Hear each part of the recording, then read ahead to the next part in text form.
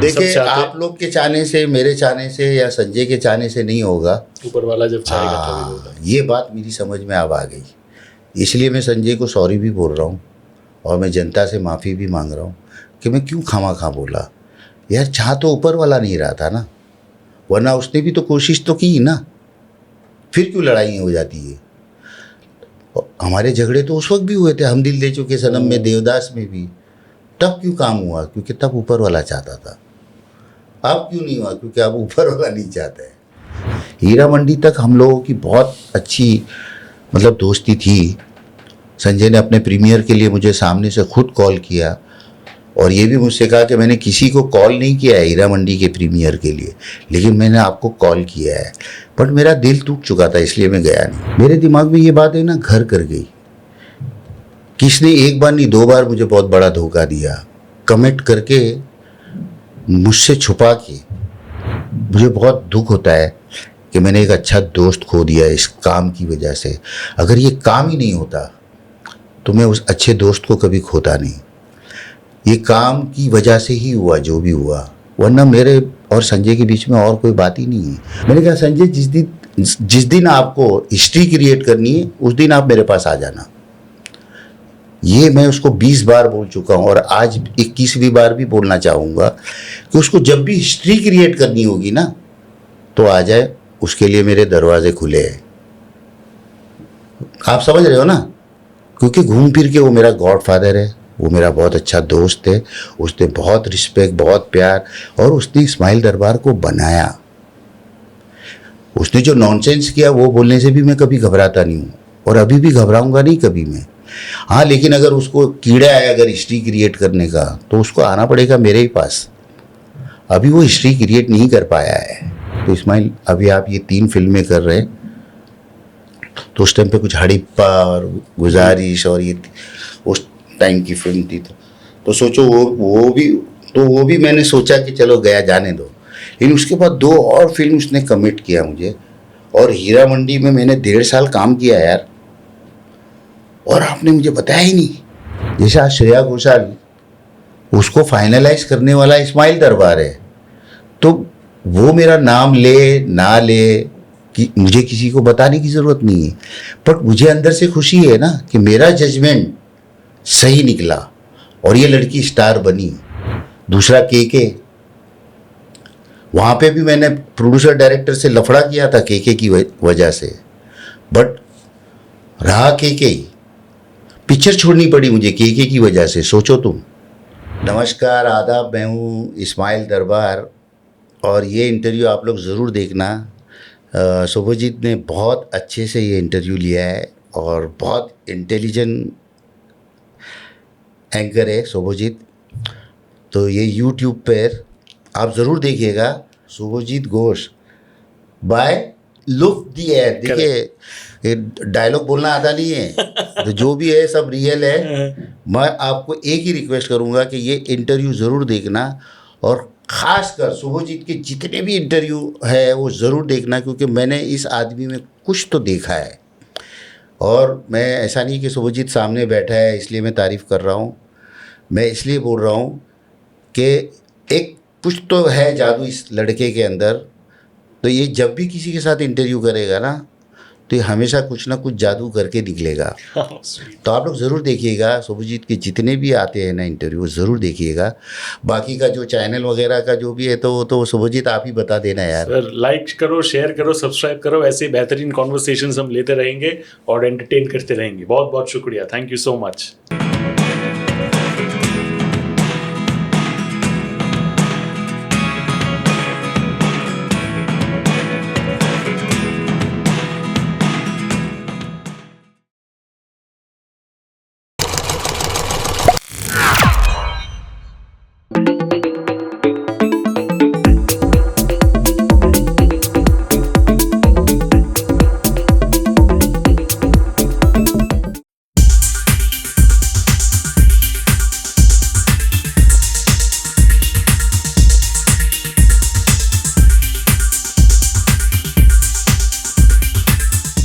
Hindi film industry में आप बोलो या फिर इंडियन फिल्म इंडस्ट्री बोलो, मूवीज तो अच्छे होते ही है, कहानी अच्छा होता है, लेकिन for the longest of time उसको अच्छा बनाता है म्यूजिक।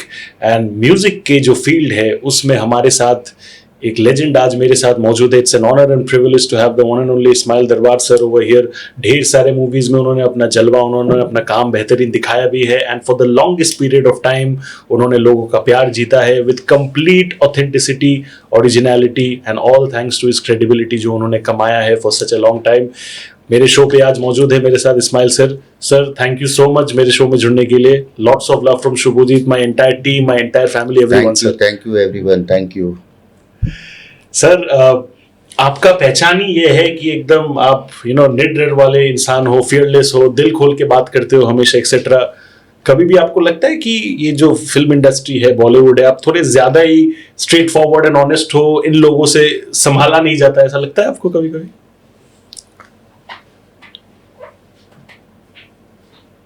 देखिए, दूसरों पे इल्ज़ाम लगाना तो बहुत आसान है जी, लेकिन ये मेरा नेचर है, मैं पैदा ही वैसा हुआ हूँ। तो ऐसा कुछ नहीं है कि मेरे अंदर कोई ईगो है बिल्कुल। या मैं अपने काम पे बहुत घमंड करता हूँ या सामने वाले को जलील करना चाहता हूँ, उसको गिराना चाहता हूँ, ऐसा कुछ नहीं है। बिल्कुल। वो मेरा नेचर है, मैं स्ट्रेट बात करता हूँ। और दूसरा, एक बात करने का एक तरीका भी जो है ना जी। तो उससे भी सामने वाले को लगता है कि मैं बहुत एरोगेंट हूँ। लेकिन सच्चाई तो ये है यार कि मैं तो बड़ा मासूम हूँ। अगर आप मेरे साथ रहोगे तो मुझे जानोगे ना। हाँ, ये आपने जो सवाल किया कि अगर मुझे लगता है कि आप गलत हो तो मैं एक बार तो फिर भी आपको इशारा दूंगा जी। फिर दूसरी बार भी आप गलत नज़र आओगे तब भी मैं आपको एक हल्का सा इशारा फिर से दूंगा जी। लेकिन जब आप तीसरी बार थोड़ा और गलत जा रहे हो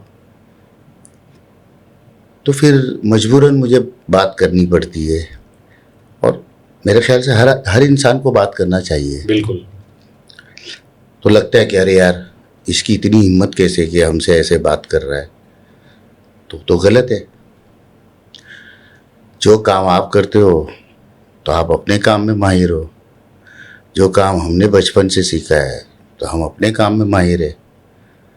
तो बात काम की अगर आ जाती है, अगर मैं समझो आपसे ये कहूँ कि यार ऐसे मत इंटरव्यू लो, आप ऐसे सवाल मुझसे मत करो, या आपको इंटरव्यू लेने नहीं आता है, तो आप सबसे पहले सोचो कि पहली बार तो आप रिस्पेक्ट करके चुप बैठ जाओगे, हल्की सी मुस्कान भी दे दोगे, बट अंदर अंदर आप सोचने लग जाओगे कि यार ये अपना काम करके घर जाए ना, मुझे क्यों सिखा रहा है ना। वो हर इंसान की फितरत है। वो बात अलग है कि कुछ लोग बोल ही नहीं पाते, और जो बोल नहीं पाते शायद वो विनर है इंडस्ट्री में, और जो बोलते हैं वो उनसे बड़े विनर है। क्या बात है। हाँ, बोलना तो पड़ेगा। आप भगवान को भी बोलते हो, अल्लाह को भी बोलते हो ना। बिल्कुल। हाँ, अगर आपको कुछ तकलीफ होती है तो आप बात करते हो ना कि तूने ये क्या कर दिया। इसलिए मैंने वो गाना महबूब से जो लिखवाया था कि अगर मिले खुदा तो पूछूंगा खुदाया, जिस्म मुझे दे के मिट्टी का शीशे सा क्यों बन, है ना। तो ये सारी बातें इंसान तभी कर सकता है कि वो उसके अंदर ये सारी चीज़ें मौजूद होती है जी। उसके लिए आपको ड्रामा करने की ज़रूरत नहीं है।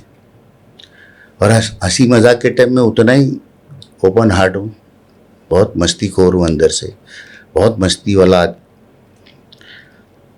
वो तो है सर, ऑफ कोर्स। हाँ, बट कभी भी आपको लगता है कि मुझे जितना महसूस होता है आपको उतना फर्क पड़ता नहीं है, पर आपको लगता है कि जितने लोग आपको प्यार मोहब्बत करते हैं उससे ज्यादा लोग आपको गलत समझते हैं? देखिए, एक बात तो हमेशा दिमाग में रखना, अभी हमारे नरेंद्र मोदी पीएम है जी। तो अब मैं अच्छा समझता हूँ, दूसरा अगर गलत समझता है तो मैं तो उसका तो इलाज कुछ नहीं है ना भाई। बिल्कुल। इंसान एक घर नहीं चला पाता है, एक आदमी पूरा देश चला रहा है जी। है ना। अगर हम एक फैमिली में अगर दो चार भाई होते हैं तो उसमें ही अपने माँ बाप से उनका डिस्कशन चालू हो जाता है, इसने ये नहीं किया, उसने वो नहीं किया। तो दोस्त, जब एक घर नहीं चला सकते हो ना, तो किसी के ऊपर उंगली उठाना सोच समझ के उठाया करो। बोलना बहुत आसान है। बिल्कुल। तो वैसे ही मैं अपने बारे में भी सोचता हूँ। आप मेरे बारे में क्या सोचते हो मुझे उससे कोई लेना देना नहीं, बट मुझे पता है मैं क्या हूँ, है ना। आपको अंदर से पता होना चाहिए।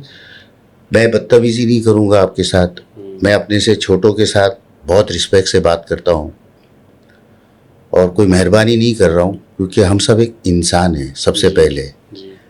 ये तो नज़रिया है हमारा अपना अपना कि ये इस्माइल दरबार है और ये फलाना है ना, वो डिकड़ा है ना, ये पीएम है ना, ये सीएम है। वो नज़र है खाली इंसानों की, लेकिन है तो हम सब इंसान ना। सोचना हमेशा इंसानों की तरह ही, और किसी पे उंगली उठाने से पहले थोड़ा अपनी तरफ देख ले तो ज़्यादा बेहतर है। अपनी फैमिली में ध्यान दे, अपने माँ बाप का ख्याल रखने, अपने बीवी बच्चों का ख्याल रखे, अपने भाई बहनों का ख्याल रखे, अपने दोस्तों का ख्याल रखे। उसमें ध्यान दोगे तो लाइफ बन जाएगी। लेकिन जो लोग मेहनत करके यहाँ तक पहुँचते हैं ना, उनके बारे में डिसीजन ले लेना कि ये बहुत एरोगेंट है, ये बहुत फालतू बात करता है, ऐसा नहीं है। ऐसा नहीं करना चाहिए। हाँ। सर, हमारे इंडस्ट्री में आप लेजेंड माने जाते हो for all the right reasons. इतने बेहतरीन गाने आपने कंपोज किए हैं for the longest of time, right. Consistency जो एक बहुत ही इंपॉर्टेंट चीज़ है, आपने वो कंसिस्टेंसी दिखाया for a very long period of time, right. कितना मुश्किल था आपके लिए, बिकॉज आसपास अराउंड और भी दिग्गज लोग हैं, कंपटीशन है, हेल्दी कंपटीशन है। उस हेल्दी कंपटीशन में अपने आप को बेहतरीन काम के साथ साबित करना एंड इतने लोगों का प्यार मिलना, नेशनल अवार्ड मिलना, एक्सेट्रा, बहुत सारी चीज़ें मैं बोल सकता हूँ, राइट। अपने म्यूजिक इंडस्ट्री में जर्नी को आप ओवरऑल कैसे देखते हो सर? ये मेरी समझ में, देखिए एक बात बहुत क्लियर है, जैसे आपने एक लेजेंड वर्ड लगाया, तो मेरे हिसाब से तो मैंने अभी कुछ काम ही नहीं किया है। क्यों आप लेजेंड लगा रहे हो मेरे आगे? अभी मैं उस लायक बना नहीं हूँ, अभी बहुत कुछ करना बाकी है। और मैं दुआ करता हूँ ऊपर वाले से कि उस वर्ड के लायक बन जाऊँ। अभी मैं अपने आप को उस लायक तो नहीं समझता हूँ। बहुत बड़ा बड़ा काम करके गए हमारे बुजुर्ग, हमारे सीनियर्स, हम सोच भी नहीं सकते। तो पहले कुछ काम तो कर लेने दो, फिर ये सुनते हुए अच्छा लगेगा कि आप लेजेंड हो। सर, मैं आपको एक पर्सपेक्टिव देता हूँ, वो आपका ह्यूमिलिटी है। आप जिस जगह पे आप अभी जो भी आपने हासिल किया, उस हिसाब से आप अपने लेंस से देख रहे हो कि मेरे को बहुत कुछ करना है। मैं जिस लेंस से देख रहा हूँ, मैं उम्र में भी आपसे काफ़ी छोटा हूँ, मैं बहुत सालों से आपका काम बचपन से देखते आ रहा हूँ। तो मेरे पर्सपेक्टिव, मेरे नज़रिए से आप लेजेंड हो और वो आप बदल नहीं सकते, कोई नहीं बदल सकता, बिकॉज वो मेरे नज़र से आप हो। लेकिन वो सर आपका ह्यूमिलिटी है कि आप जिस तरीके से अपने आप को देखते हो, आप देखते हो कि यार अभी तो बहुत कुछ करना है। एंड आई थिंक वही ड्राइविंग फोर्स होता है इंसान का आगे बढ़ने का। नहीं बिल्कुल, और मैं गलत भी नहीं बोल रहा हूँ, कोई ड्रामा भी नहीं कर रहा हूँ। अभी मैंने कुछ किया ही नहीं है यार, बहुत कुछ करना बाकी है। और अगर मुझे ऊपर वाला मौका देगा, तब मैं, आपने जो लेजेंड वर्ड बोला ना, तो उस मकाम को मैं ज़रूर हासिल करूँगा, उतना मुझे पता है। बट अभी कुछ किया नहीं। आप लोग दुआ करें। जैसे शाहरुख की फिल्म का डायलॉग था ना, अभी पिक्चर बाकी है, तो मेरी तो पिक्चर अभी शुरू ही हुई है, खाली इंटरवेल भी नहीं हुआ है। आप समझे कि नहीं? हाँ, तो फिल्म तो अभी बहुत बाकी है, खाली शुरू हुई है, स्टार्ट हुई है। ये ट्रेलर दिया है मैंने बस। अभी मेन पिक्चर आना बाकी है। मेन पिक्चर तो जब, अगर वो ऊपर वाला चाहेगा, आप लोगों का प्यार रहा, आप लोगों की दुआएं रही, तो जो मैं सोच रहा हूँ वो आ सकता है। बिल्कुल, वो मोटिवेशन है। हाँ, मैं अपनी सोच बता रहा हूँ। जी बिल्कुल, आप समझ रहे हो ना? बिल्कुल। टर्निंग पॉइंट क्या रहा है सर आपके हिसाब से, आपके लिए? मेरे लिए तो हर पल हर वक्त टर्निंग पॉइंट ही रहता है। हर सेकंड टर्निंग पॉइंट है, कुछ पता नहीं कब क्या टर्न ले लेता है। तो ऐसी बहुत सारी चीज़ें मेरी लाइफ में हुई है जिसपे मैं अपने ऊपर एक अच्छी खासी फिल्म बना सकता हूँ मैं। तो उसके लिए तो हम लोगों को 1 महीना लग जाएगा, स्क्रिप्ट पे बैठना पड़ेगा, क्योंकि बहुत अच्छी जर्नी है मेरी लाइफ की। और मैं बहुत खुश हूँ कि ऊपर वाले ने मुझे बहुत अच्छी जर्नी दी। देखिए, तकलीफ से घबराना नहीं चाहिए, तकलीफ से ही जर्नी बनती है। अगर मैं किसी अकबर बादशाह के यहाँ पैदा हो जाता तो उस जर्नी का कोई मीनिंग नहीं है। खुद को अकबर बादशाह के लेवल तक पहुंचाओ, उसका मजा है। सही बात। हाँ सर, इतने बेहतरीन गाने जो मैं 95 बॉर्न हूँ, तो मैं जिस एज पे बड़ा हो रहा था उस टाइम पे मैंने हम दिल दे चुके सनम, देवदास, बेहतरीन ऐसे गाने सुने हैं। And the most incredible thing about दो सॉन्ग्स सर इज कि आज भी वो सॉन्ग्स इतने रेलेवेंट है, इतने प्यार मिलता है कि शायद बहुत सारे गाने उनके बाद भी आए, लेकिन वो लॉस्ट चार्म वाला सीन हो गया, अभी उतना नहीं। बट ये टाइमलेस गाने, जैसे एक टाइम पे मेरे भी मतलब पैदा होने के बहुत पहले, जैसे किशोर दा के गाने बोलो, मोहम्मद रफी साहब के गाने बोलो, हम अभी भी एंजॉय करते हैं। बराबर। हम दिल दे चुके सनम वो एक ऐसा एल्बम रहा है, देवदास, दीज आर आइकॉनिक, ये टाइमलेस, ये अभी भी डिस्कस होता है सर, आगे जाके 20 साल बाद भी होगा। क्या लगता है, क्या वर्कआउट किया विच मेड दीज एल्बम्स और these songs the kind of success that they are today? वो जो जर्नी की बात की ना आपने, बस वो जर्नी है, वो वर्क कर रही है।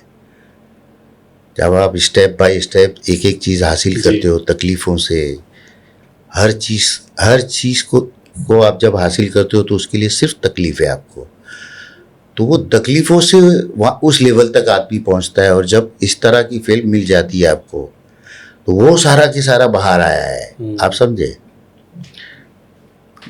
अभी मैंने कहा ना कि देखा जाए तो अभी कुछ भी बाहर नहीं आया है। शायद ऊपर वाले ने बोला कि थोड़ा इसको शांत बिठा दूं तो ज़्यादा बेहतर है क्योंकि उसको तो सबके बारे में सोचना है, बिल्कुल, है ना। वो सिर्फ इस्माइल दरबार के लिए नहीं बना है, ऊपर वाले ने दुनिया बनाई है, उसने दुनिया पूरी कायनात के लिए बनाई है, तो उसको सबके बारे में सोचना है। तो सबको अपना अपना टाइम पे अपना चांस देता रहता है। और वो ये भी जानता है कि मेरी अभी जर्नी, मतलब शुरुआत फिल्म में ही मैंने मेरी इसकी जर्नी को मैंने रोक दिया है। आई नो वेरी वेल, मैं समझ रहा हूँ उसके इशारे को भी, बट उसको भी मैं पॉजिटिव लेता हूँ कि शायद उसने मेरे बारे में और बहुत अच्छा कुछ सोच के रखा है। तो पॉजिटिव हर चीज़ को अगर आप लोगे तब आप ज़रूर पहुँचोगे अपने मकाम पर। अगर आप ये सोचोगे अरे यार मेरे साथ क्यों ऐसा हो रहा है, मैं तो ऐसा हूँ नहीं, जो हो रहा है वो सिर्फ ऊपर वाले की मर्ज़ी से होता है। आपकी मर्ज़ी से या सामने वाले की मर्ज़ी से कुछ नहीं होता है। हम अपनी मर्ज़ी से एक सांस नहीं ले सकते यार, बहुत सिंपल सी बात है। तो आप उसकी मर्ज़ी को समझो जिसने ये पूरी कायनात बनाई है, तो बड़ा सुकून मिलेगा आपको जी। बट आपके दिल में जो है वो भी आप बोलो उसको कि भैया मेरी तो फिल्म अभी शुरू ही हुई और तुमने क्यों रोका है उसको। तो वो उस तक मैसेज पहुंचाना बहुत ज़रूरी है। लेकिन आपको पता है कि अभी फिल्म अभी तो बहुत बाकी है जी। हाँ, तो और अगर उसने दिया तो उसका शुक्रिया अदा करते रहो, और नहीं दिया तो भी उसका शुक्रिया अदा करो, क्योंकि उसने हमको सही सलामत पैदा किया, यही सबसे बड़ी बात है। तन पे ढकने के लिए कपड़ा दिया ना, यहाँ से उसके एहसान शुरू हो जाते ऊपर वाले के। 2 आंखें सही सलामत है, हर चीज़ सही सलामत है। उन लोगों से पूछो जिनको इन सब चीज़ों से उसने अलग रखा है, नवाजा नहीं है। हाँ, तो हर चीज़ में उसकी मर्जी है। आगे हमारी कब फिल्म शुरू होगी, स्टार्ट होगी, बट हम पहुंचेंगे ज़रूर, ये यकीन भी रखो उसकी ज़ात पे। बिल्कुल, तो आप पहुंच जाओगे। आपको आपका नेशनल अवार्ड वाला दिन याद है? कैसे इमोशंस थे उस दिन? देखिए, नेशनल अवार्ड जब मुझे मिला था तो वैसे तो मैं म्यूनसिपैलिटी स्कूल में पढ़ा हुआ आदमी हूँ, है ना, जहाँ गरीबों के बच्चों के लिए दूध और पाँव आते थे जी, है ना। तो वो भी सूरत की एक मामूली सी स्कूल में मैंने पढ़ाई की है। तो उस स्कूल के अंदर सिवाय गरीबी के मैंने कुछ देखा ही नहीं था। तब वो पार्लियामेंट और वो नेशनल अवार्ड तक का तो दिमाग कभी गया ही नहीं था मेरा। आप यकीन मानो, जब मैं जिस वक्त नेशनल अवार्ड के लिए मैं वहाँ बैठा था, तो एक दिन पहले रिहर्सल होती है वहाँ पर नेशनल अवार्ड देने के पहले। कि हमारे राष्ट्रपति आएंगे तो कैसे होगा, किस तरह होगा। तो डमी राष्ट्रपति भी होते हैं वहाँ पर, और पूरा रिहर्सल होता है कि आपको कैसे उठ के कहाँ से जाना है। तो एक दिन पहले रिहर्सल तो मैंने कर लिया, तो मेरे साथ में मेरे बड़े भाई थे। मैंने बोला यार राष्ट्रपति कौन है? तो आप समझ सकते हो कि मैं इतना अनजान, और ये मैं एक्टिंग नहीं कर रहा हूँ, ये मैं वही वर्ड बोल रहा हूँ जो मैंने अपने भाई से उस वक्त कहा था। जब नेक्स्ट डे हमारे राष्ट्रपति के.आर. नारायण साहब सबको अवार्ड से नवाज रहे थे, मेरा नंबर आया नहीं था, तब मैंने पहली बार तो उनको देखा कि ये हमारे देश के राष्ट्रपति। हाँ, क्योंकि मेरा काम म्यूज़िक का, वायलिन बजाना, कॉन्सर्ट बजाना, और मैं अपने गाने बनाना और स्ट्रगल करना, अपने परिवार को संभालना, इसके अलावा दिमाग में और कुछ था ही नहीं। मुझे कोई लेना देना ही नहीं है कि कौन क्या कर रहा है। बिल्कुल। हाँ, उससे कोई, आज भी मुझे कोई लेना देना नहीं है।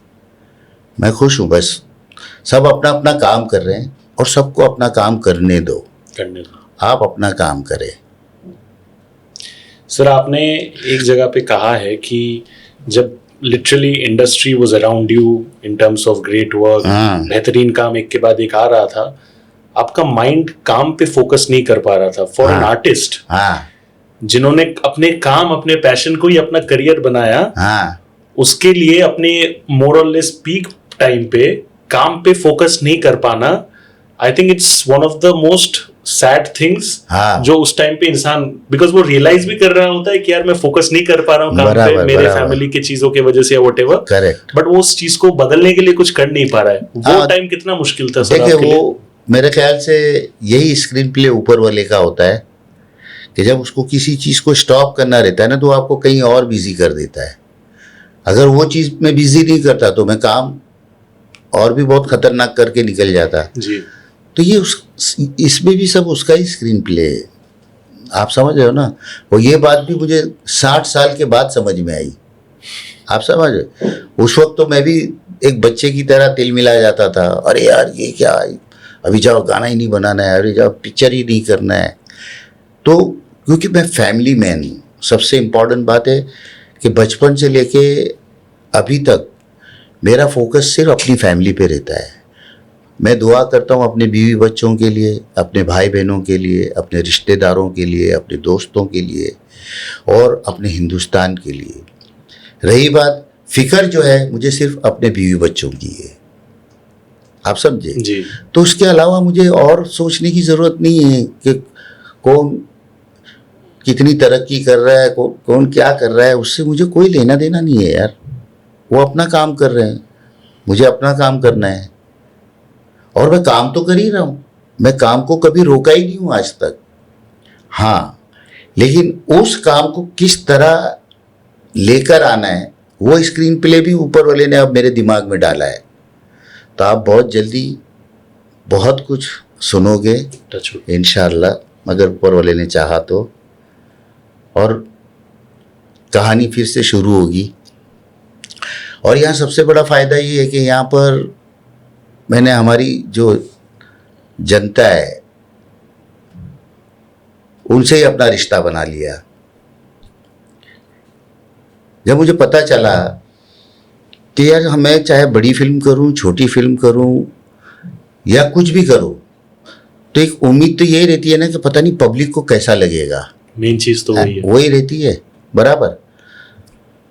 अब पब्लिक का सोच के हम उस वक्त भी काम करते थे, मगर उस वक्त जैसे डायरेक्टर का सोच अलग होता था, तो उस वजह से भी काफ़ी प्रॉब्लम होती थी। कभी जो पैसा लगाता है तो उसको लगता है मैंने पैसा लगाया तो मेरा पैसा ना डूब जाए, तो हर हफ्ते जो गाना हिट होता है वो उसकी मिसाल देता रहता है। तो कहने का मतलब बहुत सारे प्रॉब्लम्स आते हैं, लेकिन घूम फिर के सबका एम क्या रहता है कि पब्लिक का क्या रिजल्ट आएगा। बिल्कुल, हाँ बराबर, बिल्कुल। तो ये चीज़ जो अभी आजकल जो चल रहा है, मैंने अभी तक किया नहीं। मेरे बच्चे हालांकि सोशल मीडिया पे आज से नहीं, पिछले कितने सालों से। मेरा बड़ा बेटा है जिसके 30 मिलियन से भी ज़्यादा है। Obvious. हाँ, तो ये लोग मुझे 10 साल से मेरे पीछे पड़े थे कि डैडी अगर आप काम करोगे ना यूट्यूब के लिए या ये सब चीज़ के लिए, अरे मैंने क्या पागल है क्या तू, आप समझ रहे हो। जी। तो उस वक्त मेरे बात समझ में नहीं आ रही थी, क्योंकि ये बात ऊपर वाले ने मेरे दिमाग में से निकाल ही दिया हाँ। था कि ये बकवास है। हाँ। अब वही चीज़ मेरी समझ में आ गई, तो मैंने अपने 10 साल वेस्ट कर दिए, 1-2 दिन नहीं 10 साल वेस्ट कर दिए। तो वो चीज़ अब मेरी समझ में इसलिए बहुत क्लियर आई कि एक तो 100% जो मैं चाहता हूँ वो पब्लिक तक पहुँचाऊँगा। अब मेरे प्रोड्यूसर पब्लिक है, मेरे डायरेक्टर भी पब्लिक है, मेरे आर्ट डायरेक्टर भी पब्लिक है, और मेरे कोरियोग्राफर भी पब्लिक है, और खुलेआम मैं बोलने वाला हूँ पब्लिक को, क्योंकि यहाँ पर तो सिर्फ कमेंट किया जाता है, और मैं पब्लिक को खुलेआम बोलने वाला हूँ कि दिल खोल के कमेंट करना। अच्छा लगे तो बिल्कुल बहुत तारीफ करना, नहीं अच्छा लगे तो जितनी बुराइयां हैं वो बिल्कुल बताना, क्योंकि इम्पोर्टेंट पब्लिक है। फिर चाहे वो कितना भी बड़ा स्टार हो, कितना भी बड़ा डायरेक्टर हो, सबकी फटी पड़ी रहती है जिस दिन फिल्म रिलीज़ होती है। हाँ, उस दिन सब के सब सिगरेट फूंक रहे होते हैं, दारू पी रहे होते हैं, और ये सोच रहे होते हैं कि क्या रिजल्ट है पब्लिक का। आप समझ रहे हो ना। तो यार मैंने क्या फिर खामा का हम लोग इतना वेट करते रहते इसका उसका, और इतना नॉनसेंस भी झेलना पड़ता है। कभी कभी क्या होता है, कभी कभी बहुत अच्छा गाना बन जाता है और मैंने आपके लिए बनाया, आप प्रोड्यूसर भी हो डायरेक्टर भी हो, तो आप मुझे बोलोगे नहीं नहीं यार ये नहीं, तो आपको उस टाइम पे बहुत दुख होता है। आप मन ही मन में सोचते हो यार अब इससे बड़ा बेवकूफ़ तो आदमी मैंने नहीं देखा है। आप समझे ना। फिर आपको म्यूज़िक के बारे में कुछ पता नहीं है, लेकिन आप डायरेक्टर हो, आप प्रोड्यूसर हो, तो आप जो बोलोगे वही सही, वही फाइनल। तो वो एक खराबी है ना, वो हटना बहुत ज़रूरी है इस इंडस्ट्री से। हर एक को अपना काम करने देना चाहिए फ्रीडम के साथ, क्योंकि हर एक को ऊपर वाले ने अपने हिसाब से उसको भेजा है, बिल्कुल। तो उसको उसका काम करने दो। आप खाली इतना ही बोलो अच्छा है या नहीं अच्छा है, आप उसके ऊपर आप खुद शुरू मत हो जाओ, है ना। बिल्कुल। फिर आपकी फिल्म फ्लॉप होती है, तब आपको समझ में आता है कि अरे यार मैंने अपने काम में तो ध्यान ही नहीं दिया, मैं तो बाकी के लोगों के काम में लगा हुआ था। क्योंकि आपको दिखाना है जी कि मैं जीनियस हूँ, सब आता है मुझे सब आता है, मैं जो बोलूँगा वो होना ही चाहिए। और आजकल जो कि स्टार गाने फाइनल करता है, अरे भाई आप अपना काम तो सही से कर लो, है ना। जब वो सही आप नहीं कर पा रहे हो तो आप दूसरे का काम आप कर रहे हो, बिगाड़ रहे हो, बाकी सबका काम कर रहे हो, और एक अजीब सा माफिया बना के रख दिया सबने। तो वो अच्छी बात नहीं है ना। उसमें नुकसान किसका हो रहा है? इंडस्ट्री का ही हो रहा है। इंडस्ट्री का ही हो रहा है। इंडस्ट्री का नुकसान मतलब हम सबका नुकसान है। बिल्कुल। तो हम सबको इस इंडस्ट्री को समझना होगा, हर टेक्नीशियन को रिस्पेक्ट देना होगा। आपको रिस्पेक्ट देना ही होगा, तभी जाके आप उभर सकते हो, वरना नहीं उभर सकते। इनफैक्ट सर, जो आपने कहा कि बहुत सारे लोग जिनको म्यूजिक का शायद उतना आइडिया है भी नहीं, वो फाइनलाइज करते वगैरह, इससे इंडस्ट्री का लॉस होता है।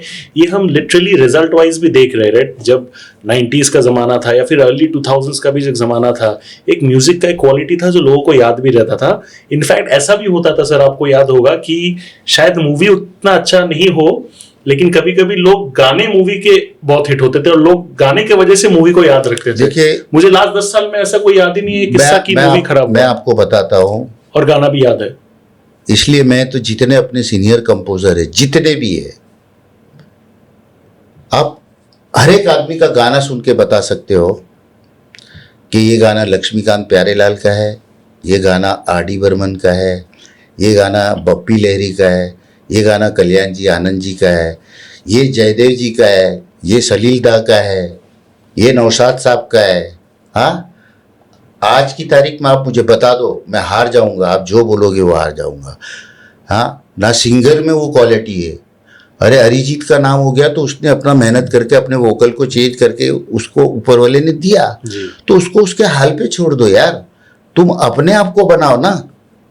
तो अभी एक ही डब्बे में डालो तो सारे सिंगर अरिजीत के जैसे गा रहे हैं, तो कहाँ से आप तरक्की करोगे? जिंदगी में कुछ नहीं कर पाओगे आप। और सबका माहौल वही है। और सबसे बड़ी प्रॉब्लम कि म्यूजिक कंपनी के हाथ में पावर।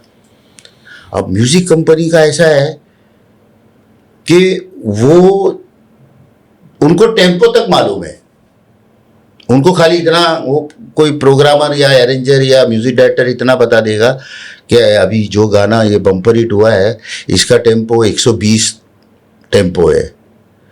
तो आप सोचो उस बेवकूफ़ को इतनी भी अक्ल नहीं है, वो हर जगह जाके म्यूजिक डायरेक्टर बोले 120 टेम्पो में गाना बनाओ। अरे यार, ऊपर वाला भी क्या क्या खेल खेलता है, समझ के बाहर है। तो ये सत्यानाश जो हुआ है ना, तो ये सब लोगों ने खुद अपने हाथों से किया है। सबको अपना काम करना चाहिए, तब जाके कहानी बनती है ज़िंदगी की, तब जाके कोई अपने काम को निखार पाता है। हमारा काम क्यों निखरा? क्योंकि जिसने चांस दिया उसको भी समझ थी। जब तो इस्माइल दरबार की तो कोई औकात ही नहीं थी, लेकिन इस्माइल दरबार ने अपनी औकात में रह के काम किया है। उस टाइम पे ये नहीं दिखाया कि मैं स्ट्रगलर हूँ या मैं नया हूँ। तुम अगर गलत हो तो गलत हो, वहाँ फिर तुम पिक्चर से निकाल सकते हो, इससे ज़्यादा तुम कुछ नहीं कर सकते हो। तो वो डर खौफ नहीं था कभी भी, आप समझे। इंसान का डर ही उसको डुबा देता है। अरे मैं कुछ बोलूँगा तो मुझे पिक्चर से निकाल देगा, अरे ये कुछ मैं बोलूँगा तो ये उसको ले लेगा। अरे तेल लगाने गया यार, तेरी किस्मत का जो भी है तुझे ही मिलना है। तो डरना नहीं है किसी से। वो जो डर नहीं है ना, उसकी वजह से लोगों को लगता है कि अरे यार ये तो यार बड़ा बदतमीज़ आदमी है। अरे भाई बदतमीज़ नहीं है। मैं 12 साल की उम्र से म्यूज़िक सीख रहा था भाई, और बहुत स्टेप बाय स्टेप मैं यहाँ तक पहुँचा था।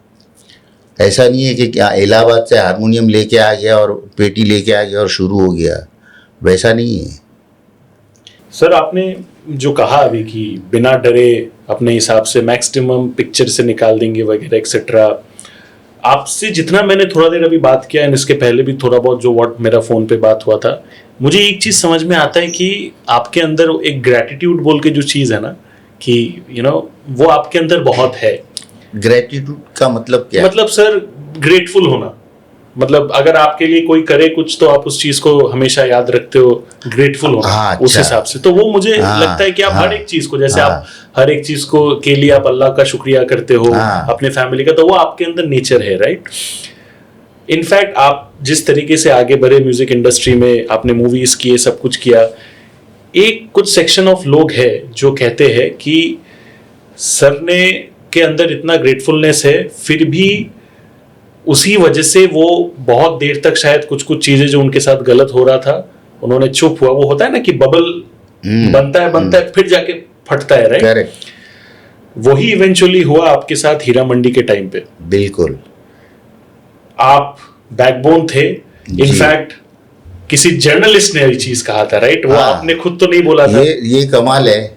मैं तो आज भी उसको जानता नहीं हूँ, और इस बात का मेरा अल्लाह गवाह है, आज भी मुझे पता नहीं है कि वो कौन है, लेकिन उसने अपने मन में जो था उसने लिख दिया। तो अगले को ये लग रहा है कि मैंने उससे कहा। अरे यार, तुम अगर 20 साल 25 साल 30 साल में मुझे जान नहीं सके तो फिर तो तुमने कुछ नहीं किया लाइफ में। फिर जिसको इन चीज़ों में कभी इंटरेस्ट ही नहीं रहा, बिल्कुल अपने काम को बोलने दिया। हाँ, कि आप मेरा इंटरव्यू लो, आप मेरा ये करो, आप मेरा वो। अरे मुझे इंटरेस्ट ही नहीं है यार। और मैं बात करना इसलिए नहीं चाहता हूँ कि काम करो ना यार। आप कितना बात करोगे?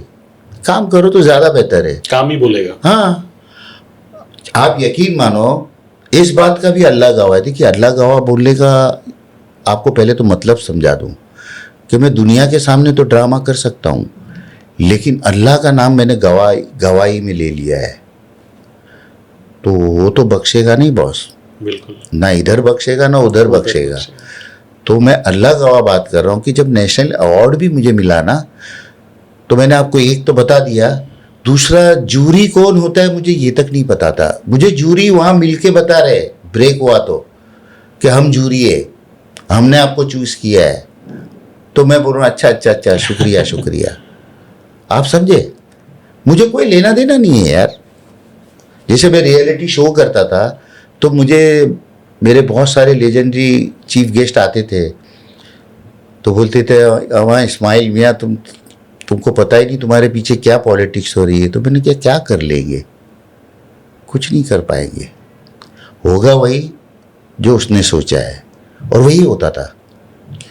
होता है ना कि आदमी उस टाइम रियलिटी शो में भी उस वक्त जब शुरुआत हुई थी तो यही सारी चीज़ें चल रही थी, और मुझे तब भी उस चीज़ की परवाह नहीं थी। चाहे किसी के भी घराने का बच्चा हो, लेकिन वो बच्चा तो है ना इंडिया का, हिंदुस्तान का बच्चा है, कुछ उम्मीदें लेके आया है, परिवार तो की उम्मीदें हैं। हाँ, वहाँ मैं अपना घराना अपने बच्चे की लाल करूँ, वो तो बहुत गलत है यार। तो मेरे ज़्यादा झगड़े इन सब चीज़ों पे होते थे। बट वो असली होते थे झगड़े, बहुत असली होते थे भाई। आज के दिन में तो चैनल ने पैसा ही कमाया मेरे असली बातों से। वो आज के दिन में लोग बोलते कि आप झगड़ा करो। उस दिन जमाने में हिमेश जी थे और भी लोग थे, हाँ, विशाल तो वो शेखर। क्या हो गया ना कि शुरुआत में तो उनको लगा कि ये जो ऑनेस्टी है ये शायद हमारे चैनल के लिए सही नहीं है। लेकिन मैंने क्या, शो का नाम है रियलिटी शो जी। तो फिर रियलिटी क्या है? आप पब्लिक को बेवकूफ़ क्यों बना रहे हो? बेवकूफ़ मत बनाओ यार पब्लिक को। खामा खा के सीन क्रिएट करते हो, खामा खा का किसी के झोपड़े में जाओगे, देखो ये कितना गरीब है, और ये देखो ये अंधा है, नहीं ये लंगड़ा है, ये लूला है। अरे मेरे भाई, रियलिटी मतलब ये है कि वो क्या गा रहा है उस पर बात करो सिर्फ, जिसके लिए वो आया है। हाँ। फिर वो अंधा लंगड़ा लूला जो भी है, अगर अच्छा गा रहा है तो अच्छा है, बस खत्म। वो होना बहुत ज़रूरी है। अब भाई वो अंधा है तो इनको टीआरपी चाहिए, तो उसका अंधे के लिए आप डायलॉग बोलो, ये करो। अरे क्यों भाई, वो अंधा है तो वो ऊपर वाले की मर्जी से अंधा है, मैंने तो अंधा किया नहीं है। अगर वो अच्छा गाएगा तो मुझे जिस कुर्सी पे बिठाया मैं वही बोलूँगा। तो रियलिटी शो इसलिए रियलिटी शो नहीं लगता है, आप समझे। पर चलो, सबका अपना अंदाज है। सब, कुछ लोगों को झूठ का खाना पसंद है और उनको दे रहा है ऊपर वाला। मैं चाहता हूँ मालिक उनको और दे, और ज़्यादा झूठ बोले, और ज़्यादा गलत दिखाए, लेकिन सच तो एक दिन सामने आता ही है। बिल्कुल, जो भी समझ में आ भी रहा है लोगों को। हाँ सर, कभी भी ऐसा हुआ सारेगामापा जब आप जज कर रहे थे कि वो जो आपस का टकरार है इन टर्म्स ऑफ ओपिनियन, मैं ऐसे कोई मारपीट झगड़ा नहीं बोल रहा, बट जो ओपिनियन का डिफरेंस है वो इस लेवल पे हो गया कभी हिमेश जी के साथ या विशाल शेखर के साथ, कि ऐसा हो गया कि जब शूट हो रहा है तभी आपस में आप लोगों का बातचीत हो रहा है, बाकी बातचीत कंप्लीटली बंद? ऐसा कभी मुकाम आया था? देखिए क्या है ना, अभी जैसे हिमेश तो बहुत अच्छा इंसान है, मैं क्या उसके बारे में झूठ बोलूँ। उसके बारे में लोग कितना बोलते, बहुत एरोगेंट है, ये है वो है, नहीं, लेकिन वो बहुत अच्छा इंसान है। दूसरा, विशाल शेखर, वो बहुत अच्छे हैं, वो भी मेरे दोस्त हैं। बट ये लोग दोस्त कहाँ बने, वहाँ पर आदेश श्रीवास्तव और जतिन ललित, ये लोगों के साथ मैं काम करता था जी, एज ए वायलिनिस्ट जी। और आदेश के साथ थोड़ी बहुत दोस्ती थी, तो एक दोस्ताना था। तो दोस्ती में सब एक दूसरे का वो फ़ायदा उठा रहे थे, मगर वहाँ पर ये लिहाज नहीं रखा कि तू मेरा दोस्त है तो मैं तेरे को सपोर्ट करूँगा, बिल्कुल नहीं। वो सब रियल था और मुझे खुशी है इस बात की। इसलिए मैं बहुत, आज भी आपके टेक्नीशियन ने बोला मैं 40 साल का लगता हूँ, उसका रीज़न और कुछ नहीं है, क्योंकि झूठ और फरेब में ना इंसान अंदर से खोखला हो जाता है बस। और मैं ये नहीं बोलता हूँ कि मैं बहुत अकेला ही सच्चा हूँ, ऐसा नहीं है, लेकिन आप फिर भी अपनी बात बोलो यार, और गलत चीज़ के ऊपर हाँ मत करो। बस वो चीज़ मेरे से नहीं होती है। एक दो बार मैं आपको सिग्नल दूंगा कि भाई मैं तेरी नॉनसेंस समझ रहा हूँ, तू समझ जाए तो बहुत अच्छा है, पीछे हटो। हाँ, लेकिन अगर आप एक बार, दो बार, तीन बार, चार बार करोगे तो फिर मैं आपको बताऊंगा कि तेरी कोई औकात नहीं है। तू अगर समझ रहा है कि मैं बहुत बड़ा हूँ तो मेरी नज़र में बड़ा सिर्फ खुदा ही है और कोई नहीं है। आपको ये सच बात है सर कि हम दिल दे चुके सनम के टाइम पे इंटरव्यूज के दौरान लिटरली भंसाली जी ने मना किया था कि इस्माइल दरबार का इंटरव्यू नहीं होगा? नहीं, वो देवदास में मना किया था। देवदास में? हाँ। देखो, और दूसरी बात बुरा लगा था आपको कि यार इस इंसान के साथ मैंने इतना जुड़ के काम किया, बेहतरीन बट काम क्या, किया। देखो मैं आपको एक बात ज़रूर बोलना चाहूँगा, खासकर संजय को लेकर, कि अगर सोचा जाए कि उसने मुझे मेरे लिए क्या किया, तो शायद मैं आप लोग के सामने आ भी नहीं पाता।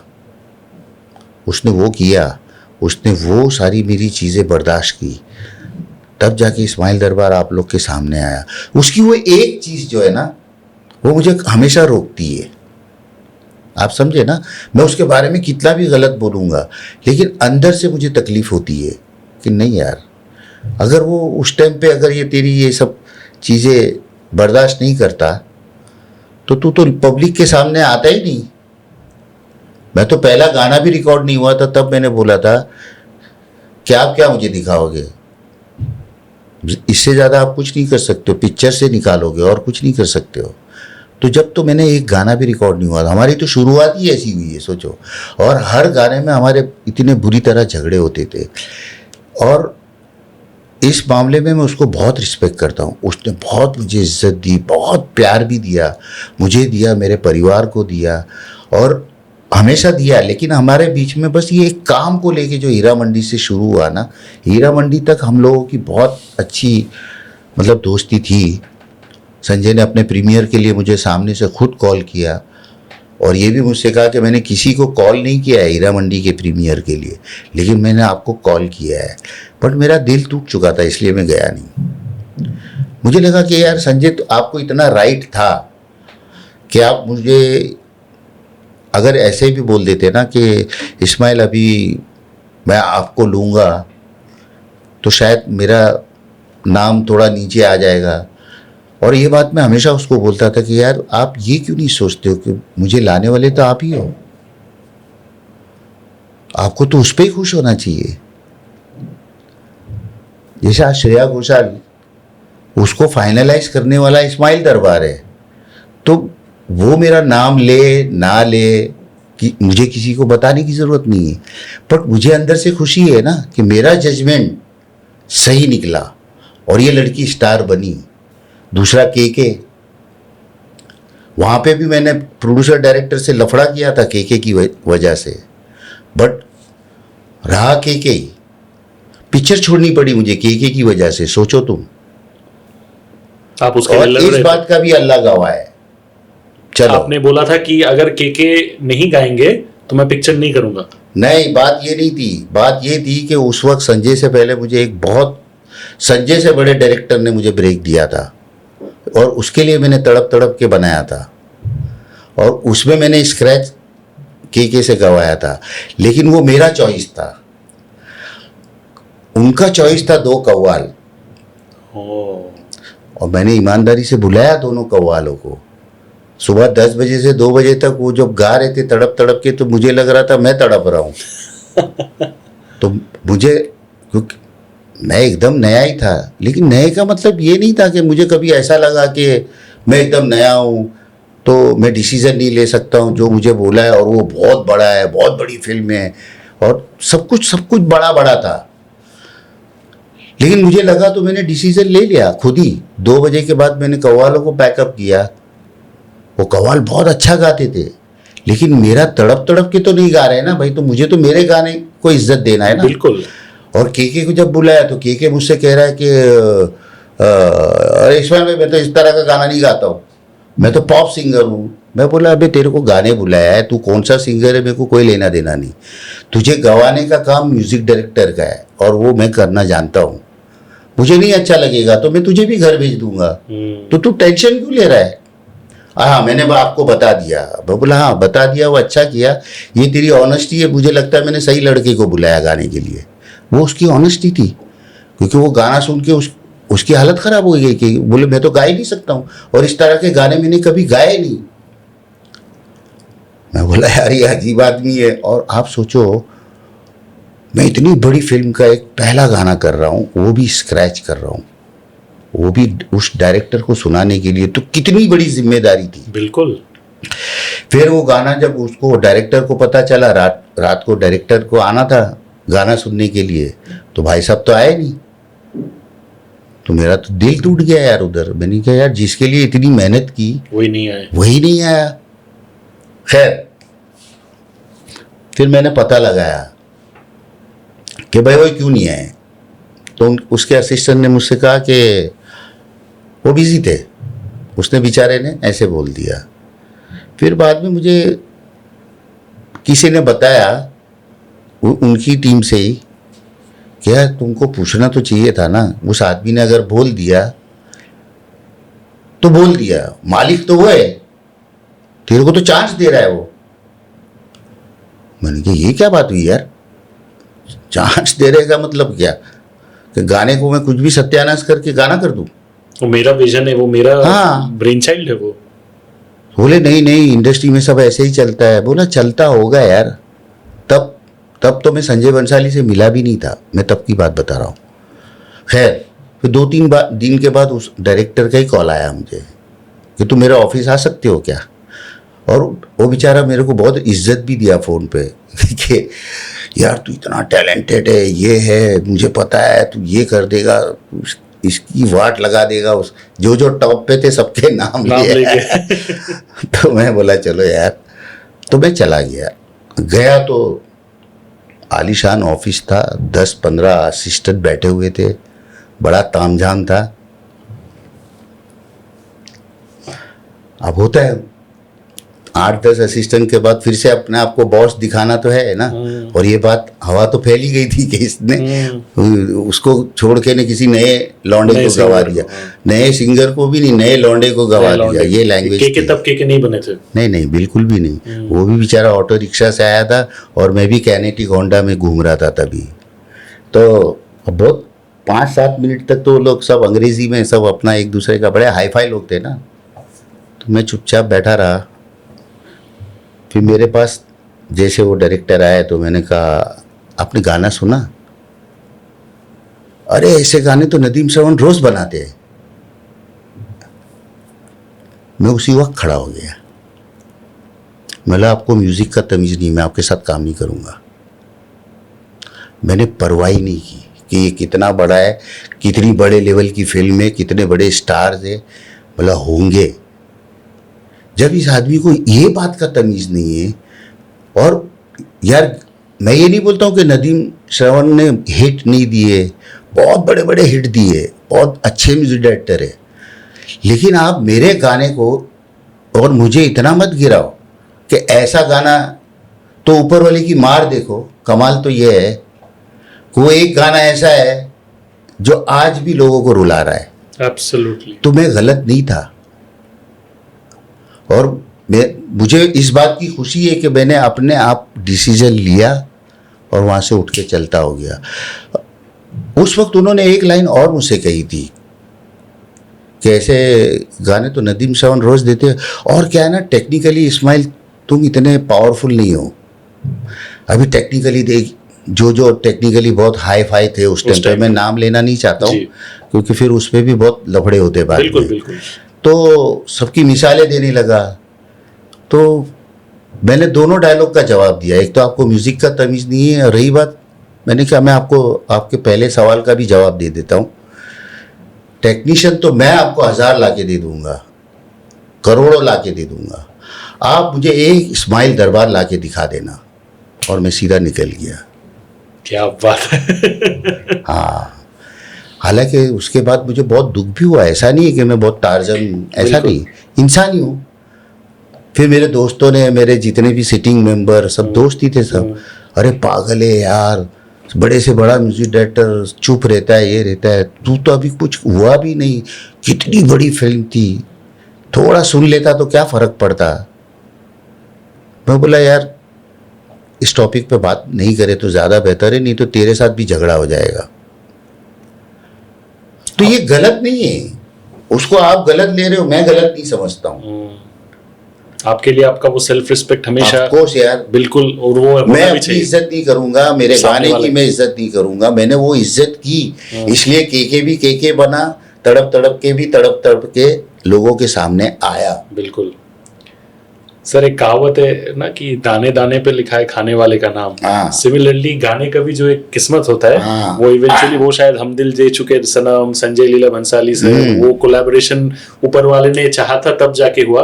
पहली बार जब आपने संजय सर को वो गाना सुनाया था, उनका रिएक्शन क्या था? संजय सर का क्या हुआ था, उसका स्टोरी मैं सबको ही बता चुका हूँ कि संजय ने 6 महीना लगा दिया था, जब तक मेरी सिटिंग सुन रहा है, गाने सुन रहा है। लेकिन संजय मेरी अपनी चॉइस थी। मैंने अपने दोस्त से कहा था, जब मैं बैकग्राउंड बजा रहा था खामोशी का, तो संजय का एक सीन देख के मैंने कहा था कि यार संजीव, ऐसा डायरेक्टर ऊपर वाला मिला दे तो मज़ा आ जाए। तो ये मेरी अपनी चॉइस का डायरेक्टर था। तो देखो, ऊपर मेरी अंदर की आवाज़ थी, तो वो स्क्रीन प्ले भी ऊपर वाले ने बनाया और मुझे संजय के पास पहुंचाया। अब संजय के पास पहुंचाने के बाद जब संजय बंसाली, एक तो खामोशी फ्लॉप हो गई थी तो वो वैसे ही फ्रस्ट्रेट था, और संजय का है वैसा नेचर कि वो हार बर्दाश्त नहीं कर सकता है, और अच्छी बात है, वो होना भी चाहिए इंसान को। अब साला 6 महीना हो गया, मैं बोला यार ये अपने आप को क्या तानसेन समझ रहा है क्या? अंदर ही अंदर मैं तो सोच रहा हूँ ना कि भाई ये फाइनल क्यों नहीं कर रहा है फिल्म। तो एक दिन मैं बड़ा उदास था और मैंने संजय को फ़ोन किया कि बोला संजय, मैं आपको गाना सुनाना चाहता हूँ एक। बोला कौन सा गाना? आपके सब तो गाने सुन लिए मैंने। बोले नहीं, एक गाना जो मैंने आपको नहीं सुनाया मैं वो सुनाना चाहता हूँ। बोले पहले तो ये बताओ आप इतने डाउन क्यों हो? देखो मतलब इतना वो मुझे समझने लग गया था। बोला हाँ, मैं थोड़ा उदास हूँ, इसीलिए मैंने सोचा कि ये गाना आपको सुनाऊं, उसके बाद मुझे थोड़ा शायद अच्छा लगे। तो मैं अपना कैनेटिक होंडा था, उसने इमीडिएटली बुला लिया, बोले अभी आ जाओ आप। तो ऑडियो कैसेट लेके गया मैं और संजय को सुनाया मैंने। तो संजय का म्यूज़िक सिस्टम ऐसे ही था नीचे, और संजय ऐसे म्यूज़िक सिस्टम की तरफ मुंह रख के बैठा हुआ था, और मैं जैसे वो भाई बैठा है ना, मैं उधर बैठा हूँ। अब इसकी पीठ है, म्यूज़िक सिस्टम इधर है, और संजय ने एक बार गाना लगाया तो मैं गिनती शुरू किया, 2 बार लगाया, 3 बार लगाया, 9 बार लगाया। 9 बार लगाने के बाद जब पलटा तो कुत्ते की तरह रोया हुआ था संजय। ऐसे लग रहा था कि उसका कोई अपना गुजर गया, मर गया, तब आदमी ऐसे रोता है। और एक वर्ड बोला संजय ने कि मैंने आज अपनी फिल्म कंप्लीट की, कहाँ मुझे इंटरवल करना और कहाँ मुझे एंड करना है। तो उस गाने का इतना बड़ा हाथ है भाई कि उस डायरेक्टर को भी उस गाने ने इंटरवल कहाँ करना है और एंड कहाँ करना है वो रास्ता बताया। तो मुझे लगा कि चल अब तो पिक्चर फाइनल हो जाएगी, पर तब भी नहीं किया उसने। फिर वो सिचुएशन दिया उसने, फिर वो कहानी चलती रही। एक दिन वक्त आया जिस दिन मेरे बड़े बेटे का जन्मदिन था, 16 मार्च। लेकिन ये इत्तेफाक है, ये बात ना संजय को पता थी, और मैं भी अपने बच्चे का बर्थडे इसलिए भूल गया था कि ये फ्रस्ट्रेट हो गया था, ये यार ये डायरेक्टर थोड़ा पागल है, बहुत सता रहा है। लेकिन मेरी अपनी चॉइस थी ना, तो मैं इसको बर्दाश्त कर रहा था। तो 16 मार्च था और मुझे याद है शाम के 7 बजे का टाइम था, और इसने डन किया कि इस्माइल आप ये फिल्म कर रहे हो। तो मैं मोतीचूर के लड्डू लेके गया था, मेरे बेटे का जन्मदिन था उस दिन, तो बड़ा खुश था मैं। लेकिन मैंने वो खुशी अपनी टीम के साथ संजय के सामने बिल्कुल नहीं दिखाई। तो संजय ने ये कहा भी मुझसे कि यार आज मैं तो आप खुश दिखाई दे रहे हो ना, आपकी टीम खुशी हो रही है। मैं बोला ये तो खुश तो अब उस दिन होंगे जिस दिन लोगों के सामने ये म्यूज़िक आ जाएगा बाहर। अब खुश हो के क्या करेंगे अभी? बोले इतनी बड़ी फिल्म मैंने आपको दी थी, कोई एक्सप्रेशन नहीं, साला कमाल है। चलो ठीक है। तो हमने खुशी उसी दिन मनाई जिस दिन म्यूज़िक रिलीज़ हुआ। सर इतने मतलब क्या बोलूं, इमोशनल ब्यूटीफुल स्टोरीज जो हम लोग को पता नहीं है बिहाइंड द सीन्स की किस कहानियां हैं, राइट? आज भी लोगों को लगता है, मुझे भी लगता है, मैं भी डंके की चोट पे बोल सकता हूँ सर आपके सामने कि संजय लीला भंसाली सर का जो ब्रिलियंस है, डायरेक्टोरियल ब्रिलियंस, एंड आपका जो म्यूजिक डायरेक्शन का ब्रिलियंस है, ये अगर वापस इकट्ठा हो जाए, इससे बेहतर कुछ हो ही नहीं सकता। लेकिन आपने ये कह दिया है कि आप उनके साथ कभी काम नहीं करोगे, जो मेरे लिए भी as a fan of music बहुत सैड चीज है। ये कभी डिसीजन नहीं बट बदल सकता ऐसा आपका? नहीं है, मेरा और संजय का रिश्ता हमेशा ऐसा ही रहा, कुत्ते बिल्लियों की तरह हम लोग हमेशा लड़ते ही रहे। तो और मोहब्बत भी एक दूसरे से बहुत है, और दोनों एक दूसरे के काम की बहुत रिस्पेक्ट करते हैं। आपको लगता है कि कल अगर आपका खुदा न खास्ता कभी कुछ बुरा समय आए, हाँ संजय लीला भंसाली सर आपके लिए खड़े रहेंगे? हाँ, बिल्कुल खड़े रहेगा, क्योंकि संजय अच्छा इंसान है। संजय मेरे पहले तो वालिद साहब गुजरे हैं, तो मैं सूरत में, मेरे वालिद साहब थे। वालिद साहब की न्यूज़ सबसे पहले संजय ही देने आया था, रात के 1:30 बजे 2 बजे, और मुझे तो भेजा ही भेजा उसने सूरत मैं तो पहुंच गया, लेकिन वो खुद भी सूरत आया। उसके फिर 7 साल के बाद मेरी अम्मी जान गुजरी, तो मैंने उसको तो बताया तक भी नहीं, उसको किसने बताया, कहाँ से खबर निकाला, लेकिन वो वहाँ पे भी आया। और दोनों की कब्र पे मैं तो औलाद था अपने माँ बाप की, पर मैंने एक चीज़ मार्क किया कि जितनी देर कब्र के ऊपर संजय बंसाली बैठा है ना, उतनी देर तो मुझे मिला के मेरे पूरे ख़ानदान को इतनी देर तो कोई नहीं बैठा। वो बहुत अलग इंसान है। तो कुछ कुछ उसकी चीज़ें ऐसी है ना, जो मुझे बहुत दुख होता है कि मैंने एक अच्छा दोस्त खो दिया इस काम की वजह से। अगर ये काम ही नहीं होता तो मैं उस अच्छे दोस्त को कभी खोता नहीं। ये काम की वजह से ही हुआ जो भी हुआ, वरना मेरे और संजय के बीच में और कोई बात ही नहीं है। वो मुझे बहुत इज्जत देता था, मैं उसको बहुत इज्जत देता था। उसने मुझे कभी भी, आप अभी भी उनको उतना ही इज्जत दे रहे हो? आपके बातों से वो झलक रहा हाँ है नहीं, जो है देखिए वो बोलना चाहिए। हम अगर काम बीच में नहीं होता तो शायद हम मरते दम तक कभी भी इस तरह से एक दूसरे से दूर नहीं हो सकते थे, लेकिन रीज़न काम ही था। और कुछ वहाँ मेरी भी गलती है कि मुझे इतना भरोसा नहीं करना चाहिए था संजय पे। यहाँ मेरी मिस्टेक है, मुझे उसको छोड़ देना चाहिए था। बट मुझे लगता था कि यार मेरे म्यूज़िक को इससे अच्छा कोई पिक्चराइज कर ही नहीं पाता है, इससे अच्छा कोई समझ ही नहीं पाता है। वो एक अच्छी पॉजिटिव फीलिंग थी मेरे अंदर, वो एक लालच थी, उसकी वजह से मैं फोकस था कि नहीं यार मैं ये गाना बनाऊंगा तो ये क्या शूट करेगा। और मैं हमेशा संजय को एक चीज़ तो बोलता ही था, देखिए मैं काम तो उसके साथ 20 साल से नहीं कर रहा हूँ, लेकिन मेरी दोस्ती तो जो मैंने अभी, मैं इसको यही बोलूँगा कि मैंने तोड़ दिया। तो हीरा मंडी के प्रीमियर तक बात किया मैंने, बराबर। अब मैं आपको ये बताना चाहूँगा, क्या बोल रहा था वो भी भूल गया, सोचो मैं इतना डीप में चला गया। आपने बोला कि दोस्ती 20 साल से आपने उनके साथ काम नहीं किया। हाँ। हीरा मंडी के प्रीमियर के टाइम पे उन्होंने आपको कॉल किया। हाँ, अगर उस वक्त मेरे दिमाग में अगर ये बात नहीं बैठती ना, मेरे दिमाग में ये बात है ना घर कर गई।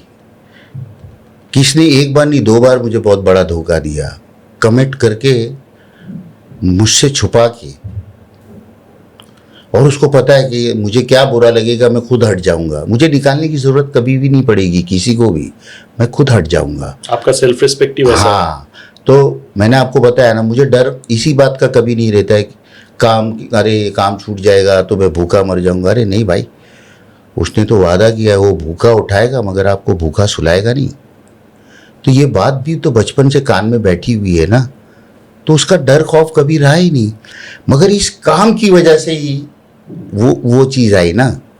उसकी अपनी मजबूरी होगी, उसकी अपनी प्रॉब्लम होगी। शायद वो ये सोचता होगा, एक तो वो जो इंटरव्यू में जिसने बोल दिया बैकबोन है ना, तो उसने तो बेचारे ने बहुत दिल से लिख दिया, लेकिन उसने बैकबोन इस्माइल दरबार और संजय बंसाली दोनों का तोड़ दिया।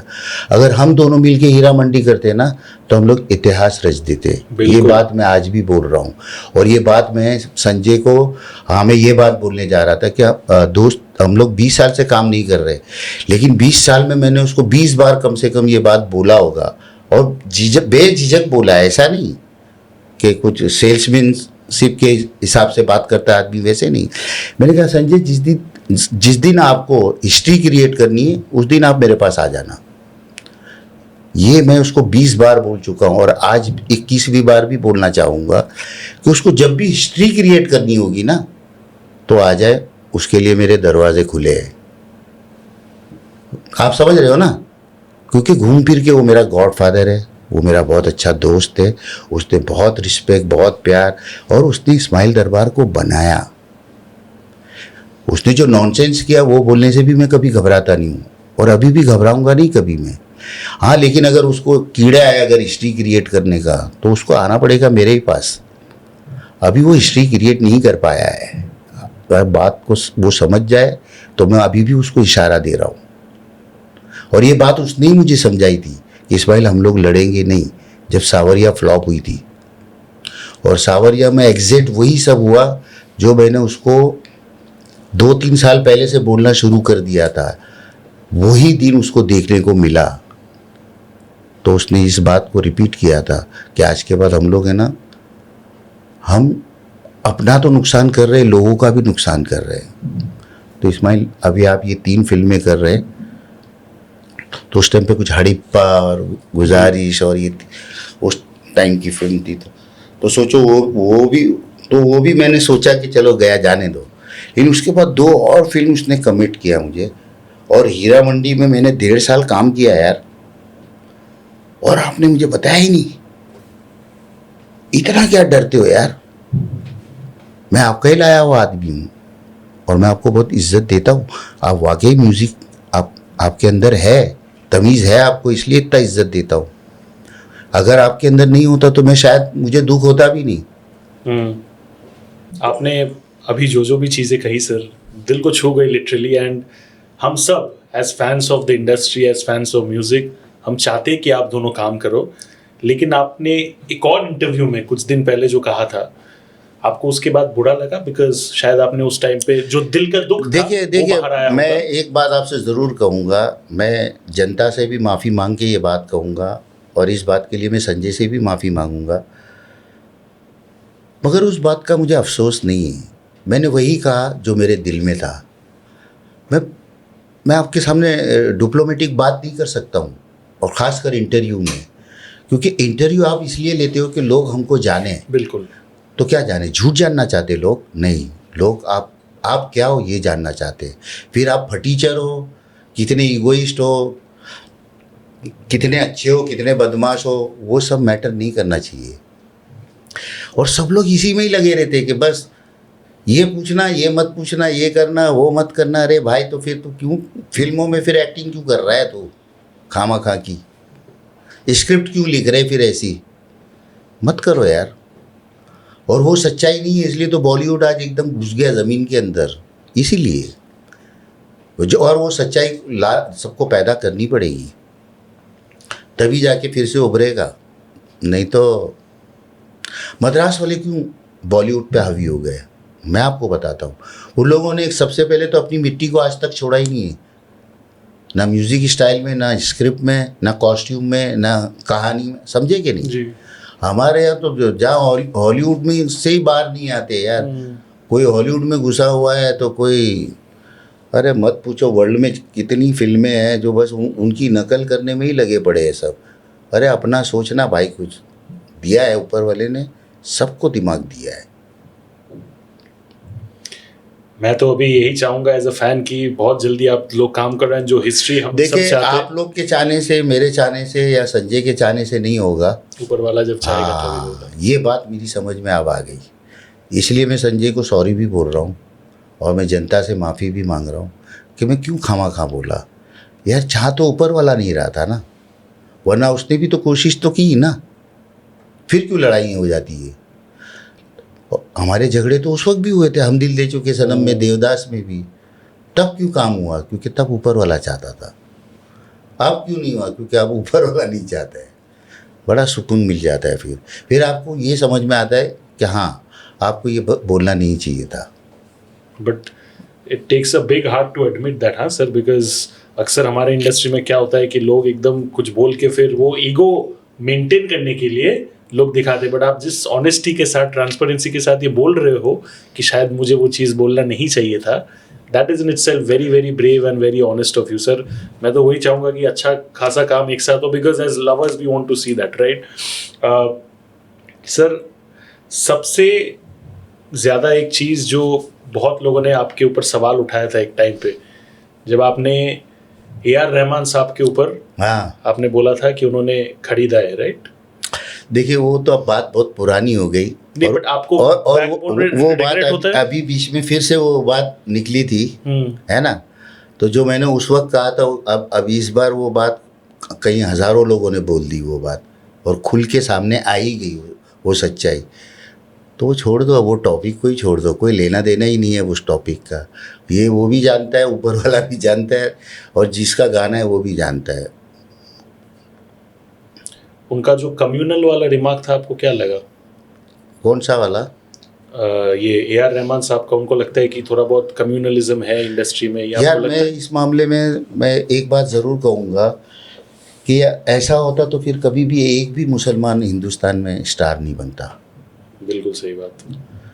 और कभी ना इस्माइल दरबार आता, ना कभी नौशाद साहब आते, ना दिलीप कुमार आते, कभी नहीं आते. ऐसा कुछ है ही नहीं यार. ये जो कुछ भी है, टैलेंट और किस्मत. हाँ, टैलेंट और आपका किस्मत है. और आपको किस बात की कमी है कि अभी भी आपको अब पेट भर नहीं रहा है आपका? मेरे तो ये समझ में नहीं आता यार. ऊपर वाले का दिया आपको सब कुछ है, रुबाब से जियो, रुबाब से काम करो, टैलेंटेड आदमी हो, अच्छा टैलेंट है तुम्हारे अंदर, अच्छा साउंड डिज़ाइन करते हो. गाना अच्छा नहीं बनाते हो, मानता हूँ मैं इस बात को, but you are good designer, sound designer. Sir, Arijit Singh recently आपने उनका हमेशा तारीफ भी किया है. हाँ. इनफैक्ट कितने लोग, जो आपने कहा कि सच बात है कि सब उनके तरह गाना चाहते हैं, अपना इंडिविजुअलिटी नहीं लाते, राइट. एक तरफ आप हो और बहुत सारे लोग हैं, अगर मैं बोलूँ बच्चन साहब या बहुत सारे लोग जो अभी भी एक्टिवली जिस एनर्जी के साथ पहले काम कर रहे थे, उस एनर्जी के साथ अभी भी काम कर रहे हैं. हाँ. Purely from a music point of view, आपको बुरा लगा जब अरिजीत ने रिटायरमेंट अनाउंस किया? वो उनका पर्सनल रीजन होगा कुछ तो, but as just as a music lover आपको देखो, बुरा लगा? मुझे सिर्फ इतना ही बुरा लगा कि यार मैंने तो एक भी गाना उसके साथ किया नहीं. मुझे अपने बारे में बुरा लगा, क्योंकि मैं चाहता था अरिजीत के साथ मेरा गाना हो, तो अरिजीत अलग तो नज़र आए. नहीं तो अरिजीत भी सारे गाने सारे म्यूज़िक डायरेक्टरों के जैसे ही एक ही स्टाइल से गाया जा रहा है. तो मैंने कहा थोड़ा सा अरिजीत मेरे हाथ लग जाए, तो वो अपना माहिर अलग एक है. side हाँ, आए. वो अपने काम में माहिर है, मैं अपने काम में माहिर हूँ, कुछ तो निकलेगा अलग. उस बात का दुख हुआ. रही बात, उसका अपना डिसीजन है, उसने अगर छोड़ा तो मुझे तो बहुत खुशी हुई कि उसमें इतना दम है. दमदार आदमी है यार. इतना आसान नहीं है किसी चीज़, चलती रोज़ी को छोड़ देना. बिल्कुल, वो भी अपने पीक पे. हाँ, बट उसको ये भी पता है कि आप सोशल मीडिया का टाइम आ चुका है, और जहाँ टी सीरीज़ के लिए गाना गाएगा तो बात वही है कि पका पकाया खाना अरिजीत की पेट में जाने की जगह टी सीरीज़ के जेब में जाएगा. तो वहाँ उसने अपना बिजनेसमैन दिमाग भी लगाया हुआ है. अरिजीत सिंह का मानना तो पड़ेगा, इतना भोला मासूम भी नहीं है वो. Is a very intelligent. जितना अच्छा सिंगर है उतना ही इंटेलिजेंट उसने डिसीजन भी लिया, और मुझे खुशी है. नहीं मर्जी है तो नहीं करने का यार. कौन है ये? क्या ये इनकी वजह से अरिजीत थोड़ी बना है. बिल्कुल. अरिजीत ऊपर वाले की मर्जी से बना है और अपनी मेहनत से बना है. मुझे अफसोस सिर्फ इसी बात का है कि यार अब उसके साथ मेरा काम गाना गाया नहीं और छोड़ दिया उसने. हाँ, अब वो How कभी sweet. कभी सामने आ जाएगा तो यही बोलूँगा कि यार एक गाना गा दे ना. हो सकता है वो आउट ऑफ रिस्पेक्ट आपके लिए वो गा भी दे. हाँ, पर वो थोड़ा पागल है, नहीं गाएगा वो. जितने भी बेहतरीन क्रिएटिव लोग होते हैं वो थोड़ा सा पागलपन होना जरूरी भी होता ही चाहिए, है. होना चाहिए, क्यों नहीं होना चाहिए यार. अगर खुदा ने आपको इतना नवाजा है तो कुछ तो आपके अंदर होना चाहिए ना. चांद आज पूरी दुनिया में रोशनी देता है, लेकिन दाग तो उसमें भी है ना. तो दाग तो ऊपर वाला सब में कुछ ना कुछ डाल ही देता है, फिर वो चाहे कोई भी हो. सर, आउट ऑफ जेन्युइन, कोई मॉडेस्टी नहीं, बिल्कुल नहीं, आज जो बॉलीवुड के म्यूजिक का क्वालिटी है, आपको लगता है कि डेस्परेटली इंडस्ट्री को इस्माइल दरबार या इस्माइल दरबार के क्वालिटी के म्यूजिक डायरेक्टर्स की सख्त जरूरत है, विदाउट एनी मॉडेस्टी? लेकिन मैं आपसे एक बात ज़रूर कहना चाहूँगा कि अब इस्माइल दरबार ने रास्ता बदल दिया है। मैंने इंतज़ार किया, बट यहाँ मैं भी अरिजीत सिंह हूँ भाई। मैंने भी वो टॉप पे जाके उसने छोड़ दिया, मैं बॉटम में रह के मैंने डिसीज़न ले लिया कि बॉस अब ज़रूरत नहीं है, अब तुम लोग अपनी जगह खुश रहो, मैं अपनी जगह खुश हूँ, क्योंकि मैं तुम्हारी गुलामी तो कभी नहीं करूँगा लाइफ में, ये तो बहुत क्लियर है। मैं तुम्हारे साथ काम करना चाहता हूँ और मैंने ये एक्सप्रेशन दिया भी तुमको, लेकिन तुम लोगों ने उस चीज़ को गलत वे में लिया, आप समझे कि नहीं? तो अब ज़रूरत नहीं है, मैं तो खुलेआम बोल रहा हूँ ना, अब मुझे भी ज़रूरत नहीं है। अब ये लोग क्या देंगे? अब इनको ज़रूरत पड़ेगी इस तरह के टैलेंट की। अब इनको समझ में आएगा कि बॉस खाली कंपनी खोलने से या डायरेक्टर प्रोड्यूसर बन जाने से टैलेंट खुदा की देन होती है। रीमेक के ऊपर रीमेक, रीमेक के ऊपर रीमेक जो बन अब रहे हैं, तुम जिंदगी भर उसी की खाओगे। ओरिजिनलिटी रहा ही नहीं। कहाँ ओरिजिनल सिंगर था अरिजीत सिंह। अगर मैं आपसे ये कहूँ कि सबसे पहले तो मैं सिंगर की बात कर रहा हूँ, गाने बजाने में तो मैं लता जी का बहुत बड़ा भक्त हूँ जी। मैं आज भी लता जी को ही सुनता हूँ, और लता जी के बाद अगर मैं किसी को सुनता हूँ तो रफ़ी साहब को सुनता हूँ। अब दो महान कलाकारों के बीच में एक अरिजीत सिंह आया जो मुझे लगा कि यार क्या बात है यार। जो बात उन लोगों में थी, लता जी में अपने स्टाइल की बात थी, रफ़ी साहब में अपने स्टाइल की बात थी, इंक्लूडिंग किशोरदा। है बड़ा रेंज, वो आदमी बिल्कुल सीखा हुआ नहीं म्यूज़िक, लेकिन 440 नोट गाता था यार। मैं तो कान पकड़ के बोलता हूँ कि क्या ऊपर वाले की देन थी उस इंसान को। जो आदमी सीखा नहीं है और 440 गा रहा है सुर में यार, बहुत बड़ी बात है। वो किशोरदा। अब इतने महान सिंगरों ने इतने बड़े मतलब इतनी ऊंचाइयों पे उन्होंने झंडे गाड़े हुए थे, एक उसके बाद अरिजीत सिंह आया जो लगा मुझे कि हाँ ये उसी खानदान का ऊपर वाले ने एक बंदा फिर भेजा। मैं इसलिए अरिजीत को रिस्पेक्ट ज़्यादा करता हूँ कि जो भी है उसने अपने आप को खुद खड़ा किया है। बिल्कुल, है ना। वरना इंडियन आइडियल में तो बेचारा 8वें नंबर के कब निकल गया था, मैं तो जानता भी नहीं था कौन है अरिजीत सिंह। अभी मैं सब उसके वो इंस्टाग्राम पे कभी कभी देखता हूँ, अरे मैं बोला यार बेचारा ये तो कहाँ से कहाँ पहुंच गया। हाँ, तो वो किस्मत है उसकी, अपनी मेहनत है उसकी, नसीब तो है, इसमें कोई डाउट नहीं है। उसका नसीब सबसे ज़्यादा पावरफुल है।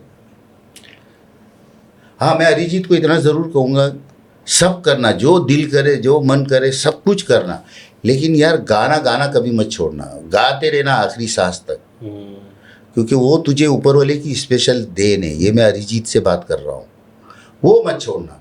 बाकी तेरे को इस्माइल दरबार का भी गाना नहीं गाना है तो परवाह नहीं, कोई बात नहीं, साला यहाँ नहीं तो तेरे को मरने के बाद ऊपर पकड़ के गवा लूँगा। Sweet touched. सर, मुझे एक चीज़ महसूस होता है कि फिल्मों में ऑफ कोर्स एक्टर्स काम करते, स्टार्स काम करते, बेहतरीन काम करते, लेकिन उनका फिल्म हिट होने के पीछे म्यूजिक डायरेक्टर का भी बहुत बड़ा हाथ होता है, राइट? बट आई फील कि जिस लेवल पे शायद स्टार्स को ग्रेटफुल रहना चाहिए या फिर एक शुक्रिया अदा करना चाहिए म्यूजिक डायरेक्टर्स का, उस लेवल पे लोग करते कि नहीं मुझे नहीं पता। हम दिल दे चुके सनम के टाइम पे of course Salman Khan, Aishwarya Rai, chemistry सब लोग ने तारीफ किया, लेकिन उतना ही लेवल का कमाल उनका गाना था जिसके वजह से वो इतना अच्छा पिक्चराइज हो रहा है। मैं आपको ये बात आप जो बोल रहे हो, देखो मैं उस टाइम पे बहुत मामूली इस्माइल दरबार था।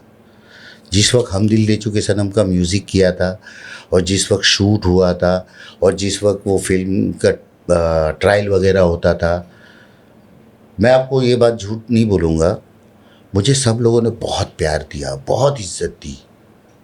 मैं आप सच बोल रहा हूँ, ये चाहे वो सलमान हो, ऐश्वर्या राय हो, अजय देवगन हो या संजय बंसाली हो, मतलब प्यार की लिमिट क्रॉस कर दी, बहुत प्यार दिया इन लोगों ने। तो वो एहसान है उन लोग का मुझ पर, वरना वो लोग ये भी सोच सकते थे ना कौन है ये। बिल्कुल। बट उन लोगों ने ऐसे नहीं किया, उन लोगों ने मेरे हुनर को बहुत सारा Acknowledge आंखों किया। पे रखा, हाँ। और मुझे वो नज़र से मुझे वो प्यार इज्जत दी। तो मेरे साथ तो ऐसा नहीं हुआ। बट बहुत लोगों के साथ होता है ये चीज। अब आप काम ही अच्छा नहीं करोगे तो ऐसे ही होगा ना यार। तो काम वो भी तो सही अच्छा बात है, करो ना, वो भी सही कि बात है। जब आपके भेजे के बाहर निकल जाएगा तभी तो आपकी इज्जत होगी ना। बिल्कुल। We are slowly coming to the last leg of the conversation. कुछ आखिरी के कुछ सवाल है सर। इस पूरे जर्नी में आपका पर्सनली हो प्रोफेशनली हो, कौन सा वो मोमेंट रहा है जब आपको लगा कि आप अंदर ही अंदर जेन्युइनली टूट रहे हो, लेकिन वो होता है ना कि लोग समझते कि मर्द के आंखों में अगर आंसू आ जाए तो लोग, पूरी समाज उसको कमज़ोर समझने लगती है वगैरह एक्सेट्रा। थोड़ा सा मुश्किल हो जाता है कभी कभी मर्दों के लिए, बट उनके साथ भी होता है, राइट, वो चीज़ें। कौन से वो ऐसे most difficult emotional traumatic moments थे जो शायद आपके साथ कोई खड़ा नहीं था, may be not even your family, और दे वर नॉट इवन अवेयर कि आपके दिमाग में दिल में क्या चल रहा है। वो सब जो जंग है वो आपने खुद लड़ा, वो कैसे कैसे मोमेंट्स थे सर? हाँ, वो बहुत भयंकर मोमेंट है, वो आप गलत नहीं बोल रहे हो, क्योंकि मैंने हर रिश्ते को बदलते देखा, वक्त के साथ हर रिश्ते को बदलते देखा। लेकिन मैं सबसे ज़्यादा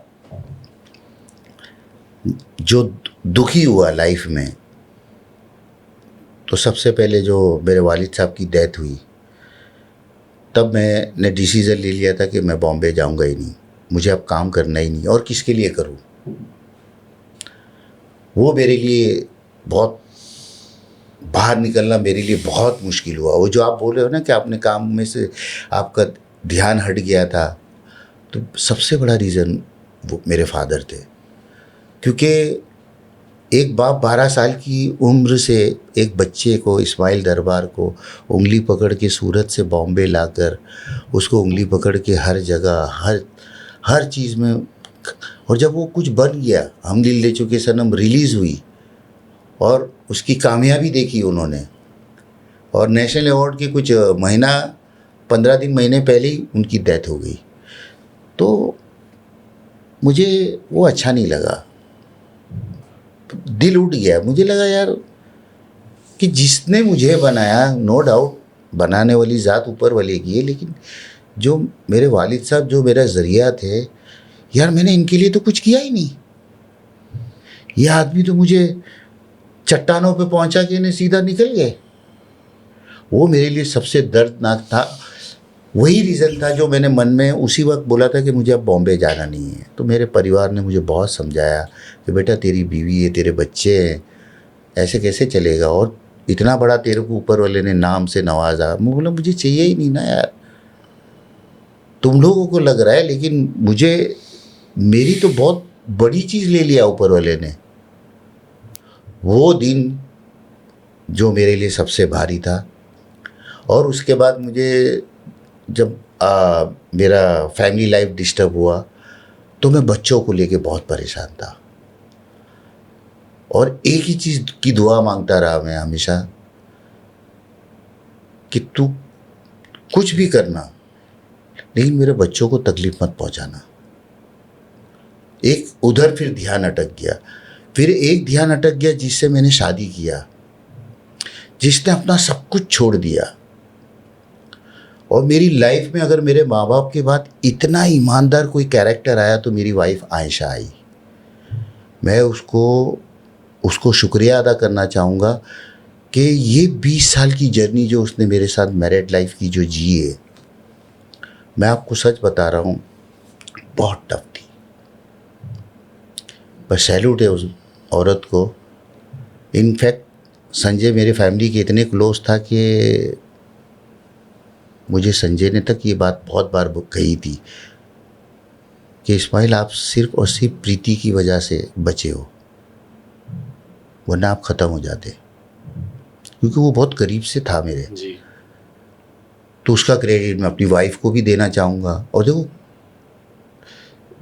ये सारी चीज़ें बोलने से आप छोटे नहीं बन जाते हो।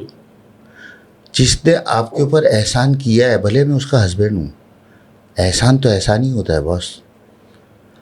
जिस लेवल पे, जिस तकलीफ़ों से उसने मुझे 20 साल तक यहाँ तक लेके आई, तो मेरे लिए सबसे बड़ा तोहफा है ना, मेरी वाइफ आयशा है, और मैं उसकी कोई चमचागिरी नहीं कर रहा हूँ। बिल्कुल, हाँ, absolutely, मैं उसके साथ भी बहुत स्ट्रिक हूँ।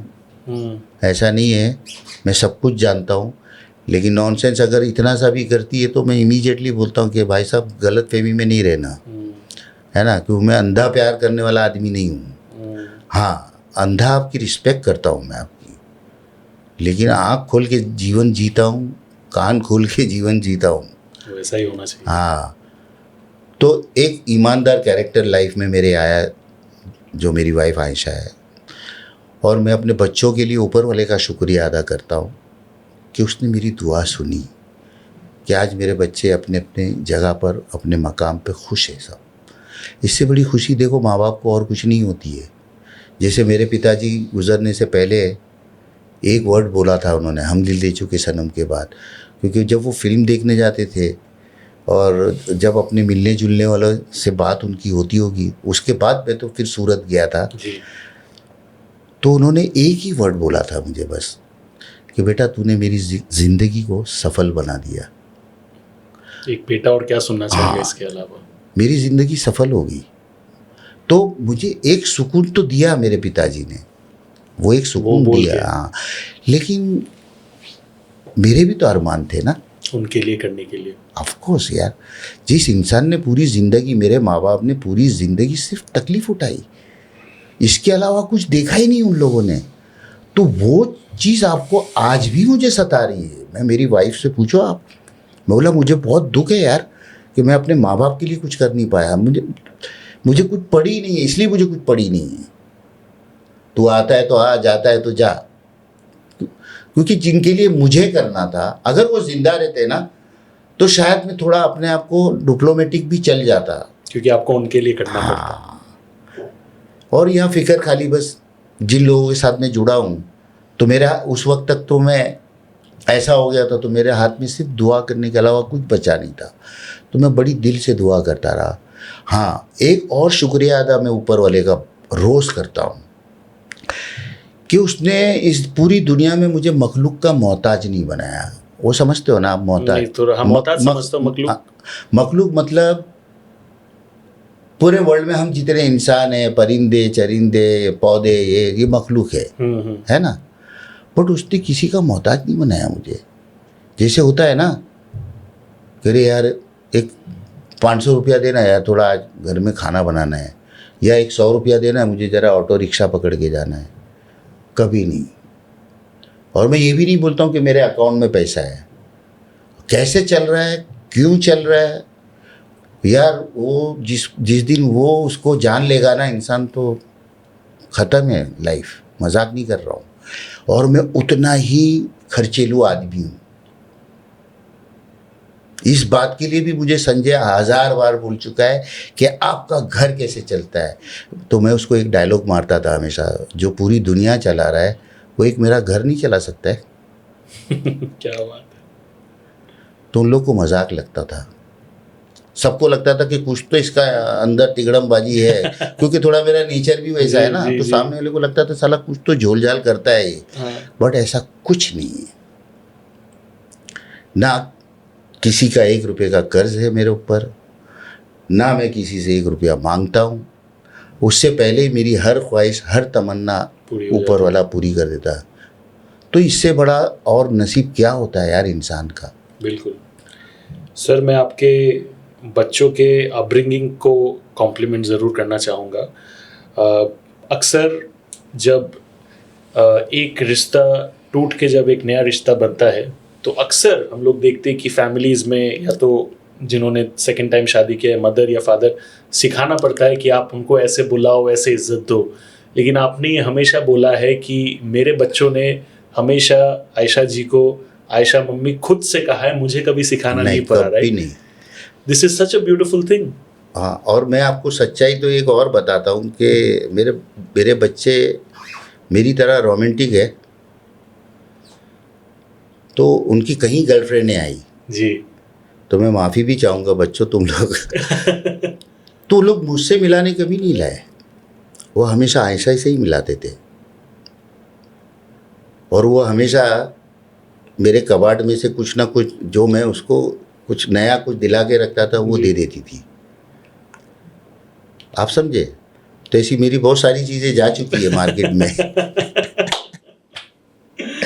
तो वो देखो उसका सेक्रीफाइस है, जी। वो सेक्रीफाइस ने उसको वो इज्जत दिलाई है। उसने सब कुछ दुनिया का सब कुछ छोड़ दिया, उसने सिर्फ फोकस किया अपने हस्बैंड के ऊपर। और मेरे 1 साल के बाद ही बच्चा पैदा हुआ, जिसका नाम संजय ने ही रखा है, ईमान, और हिंदू नाम उसका मान है। तो मेरा बेटा जब अपनी ननियाल में जाता है तो उसको वहाँ मान बुलाया जाता है, और पैर छूता है, पूजा में भी खड़ा रहता है, टीका भी लगाता है। मैंने उसको बचपन से एक चीज़ दिमाग में डाल दिया है, मैंने बेटा तुम जिस धर्म में आए हो उस धर्म की इज्जत करना, नंबर 1। और जितने धर्म ऊपर वाले ने बना के रखे हैं उनको भी उतनी रिस्पेक्ट करना।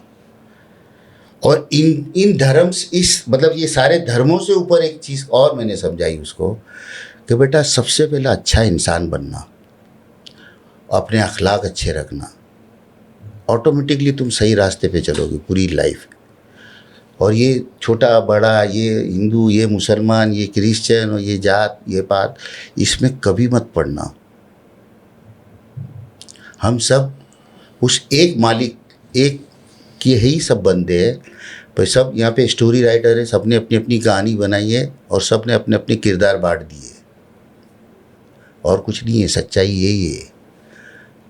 एंड मैं एक चीज़ ज़रूर कहना चाहूँगा, आपने जिक्र नहीं किया, बट जो भी सैक्रिफाइसेस आयशा जी ने किए हैं वो उन्होंने खुद से समझ के, ऐसा नहीं कि सर ने बोला या किसी ने बोलने पर, उन्होंने खुद समझ के out of her own feelings and understanding उन्होंने खुद से किया। चाहे उन्होंने अपने पीक पे अपना करियर छोड़ देना हो, या फिर बच्चों को संभालना हो, या फिर आपको संभालना हो। लिटरली आपको भी मैंने तो सुना आप तैयार करके आपको भेजते हैं हर जगह, तो वो उनका प्यार और मोहब्बत है। ये देखो ना, अभी भी राजा बाबू बना के भेजा है मुझे। How sweet. मतलब मैं 20 साल से, मुझे नहीं पता है कि मैंने अपने कपड़े खुद लिया हो। ये पहनो, ये अच्छा लगेगा, ये मत पहनो, ये बिल्कुल अच्छा नहीं लगेगा, ये बाल सही नहीं है, ये कलर मत लगाना नहीं तो और ख़राब लगेगा। अरे यार, एक बच्चे की तरह वो आज तक मेरी परवरिश कर रही है, ये तो फैक्ट है। और उसने मेरे बच्चे की भी परवरिश बहुत अच्छी की, वाकई उसको एक अच्छा इंसान बनाया उसने। और वो बच्चा में भी वो बात है। आज वो बच्चा, उसको सोशल मीडिया से कोई लेना देना ही नहीं है, वो अभी से एकदम संत बना हुआ है। तो बट अभी सर, पियानो सीख रहा है वो पियानो वैसे। सीख रहा है। हाँ, बट सर मैं एक चीज़ मानता हूँ कि इंसान बुरा नहीं होता जस्ट बिकॉज कि कोई रिश्ता टूट गया होगा। ऐसा हो सकता है कि शायद वो दोनों एक दूसरे के लिए सही नहीं थे, ये एक चीज़ मैं मानता हूँ। सबसे इम्पोर्टेंट एक ही बात है जो मैंने शुरुआत में ही कही थी कि सब फिक्स है, सब लिखा हुआ है, हम तो किरदार है सब लोग। किरदार है। और ऊपर वाला मस्त अपना स्क्रिप्ट लिखता रहता है, स्क्रीन प्ले लिखता रहता है, और हमारा एक से एक सीन हम लोग को देता रहता है। But sir, on a genuine note, with due respect to Farzana ji as well, वो कौन सी चीज़ें हैं as in terms of emotion and love जो शायद आपको आयशा जी से मिल के कंप्लीट फील हुआ, जो शायद अनफॉर्चुनेटली आपको फरजाना जी से नहीं मिल रहा था? नहीं, ऐसा नहीं है। देखिए, फरजाना ने भी मेरे साथ बहुत तकलीफ़ों में लाइफ जी है, उसने भी अपना रोल मेरे साथ बहुत ईमानदारी से निभाया। लेकिन मुझे अफसोस इस बात का है कि मुझे ये सारी अकल अभी आई, क्योंकि मैं बड़ा गुस्से वाला था ना, तो इमीडिएटली कुछ भी डिसीज़न ले लेना। और घूम फिर के राउंड एक ही बात समझ में आती है कि यार, हम हमारे चाहने से और हमारे नहीं चाहने से कुछ नहीं होता है, ये सिर्फ उसके चाहने से ही सब कुछ होता है। ये बात है ना, मैं सच बोल रहा हूँ, ये इतनी दिमाग में ये बात बैठ गई है ना, और इतना सुकून मिलता है ना मुझे ये सोच के। मुझे अगर कोई बोलता है ना कि अरे यार, आपका म्यूज़िक सुनने के लिए हमारे कान तरस रहे, तो मैं उसको भी यही बोलता कि ऊपर वाले से दुआ कर।